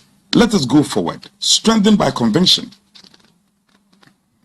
united in purpose, and anchored in the principle of justice, accountability, constitutional supremacy. Let us go forward, knowing that when Parliament stands, democracy stands indeed. And when Parliament's authority is undermined, every Ghanaian feels the tremor. May our resolve strength to this great republic. May our actions defend her democratic soul. Finally, with the very last breath in us, may we also remember that the Constitution we swore to uphold is not a suggestion. It is the supreme expression of the will of the people of this country. I thank you, ladies and gentlemen, and may God bless our country. I'm grateful. So at this point, as we often do, I will take your questions and try as much as I could to prefer solutions. But let it be limited in the confines of what I put out today. I thank you. GH1, yes. Okay. There are two things. I'm sure from here, when we give people in power, you ask me to report. The last time we had a similar issue, I told you said you should go to court. If that's something that's on the table that you might tell the law to speak out, that becomes into this. And second, we are told that MMDCs are money that they have no idea what to do. They say they've been given the biggest allocation in the history of this Ashanti. But how do you marry that with what you just explained to us or explained to us? Okay, so because of the nature of these issues, I don't want to lump the observations and the questions together. I'll take them one after the other, if it is the pleasure of you. Well, first of all, whether to go to court or not is a civil option, and it's one of the options we're looking at as a group. And you know, as far as the history of our country is concerned, right from the reforms that the Electoral Commission has implemented over the past 2 decades or so, many of them, voting with a picture on your voting ID card, departure from the opaque ballot boxes, and all these, a lot of them have come from us as a tradition, as a party. So we believe in the constitutional order, and when we find it important, we will go to court. But we are not unnecessarily going to be litigating. At the end of the day, we have the option to also speak up. And we also test the listening power of the president. The president says he's a listening president. We'll see whether indeed he listens. So we will do this. We'll take further action to formally bring these matters in proper context to the notification of His Excellency the President, the powers that be. And in the fullness of time, we'll be able to decide the best option to resort to. But going to court as a civil approach will certainly, it looks like one of the appealing options to us. Then on the allocations, again, I'm happy you made this observation. Let me not overly simplify your observation, but if you do even a cursory, not do any deeper analysis, a cursory analysis of the guidelines that they brought, which is overreaching their powers. Because when Parliament passes a formula, the DACF, as you all do know, the local government minister by the Local Governance Act has the mandate to give some guidelines. But the guidelines are not supposed to be significantly a departure from the formula passed by Parliament. Because, I mean, come to think of it, a guidelines given by an act of Parliament cannot take precedence over a constitutional order. So that's basic. So what are giving rise to all these monies? My district is an example. All these monies lying, they are not using it. Because allocations they've done, there has not been a proper consultation. You sit in Accra and say that everybody should build a 24-hour market. I mean, without any disrespect to the NDC administration, that, for want of a better expression, is strange. Because you see, what is a priority in St0rm will not necessarily be a priority in Adenta. So in the wisdom of the framers of the Constitution, they have said that MMDAs have their unique developmental needs. Now you sit in Accra and exercise power and say that I've issued a guideline and you're supposed to respect the guidelines. So the monies are sitting in the account that some people don't know what to do with it. It is not just the bureaucracy of the process. No, it is also because there has not been a thorough thinking into what this allocation should be done. And that's what's giving rise to these problems. This thing is simple. Ladies and gentlemen, my heart bleeds that as a country, we can descend this low. You sit in Accra and just give out directives. It's pathetic. And I recall when the minister had been to the house, I had nudged him on the quiet. I had spoken to him that I think we are on a path of a wrong path, so they should look at it again. They have promised to look at it. On the floor, I'll get you the video. I raised the matter again. They are not listening.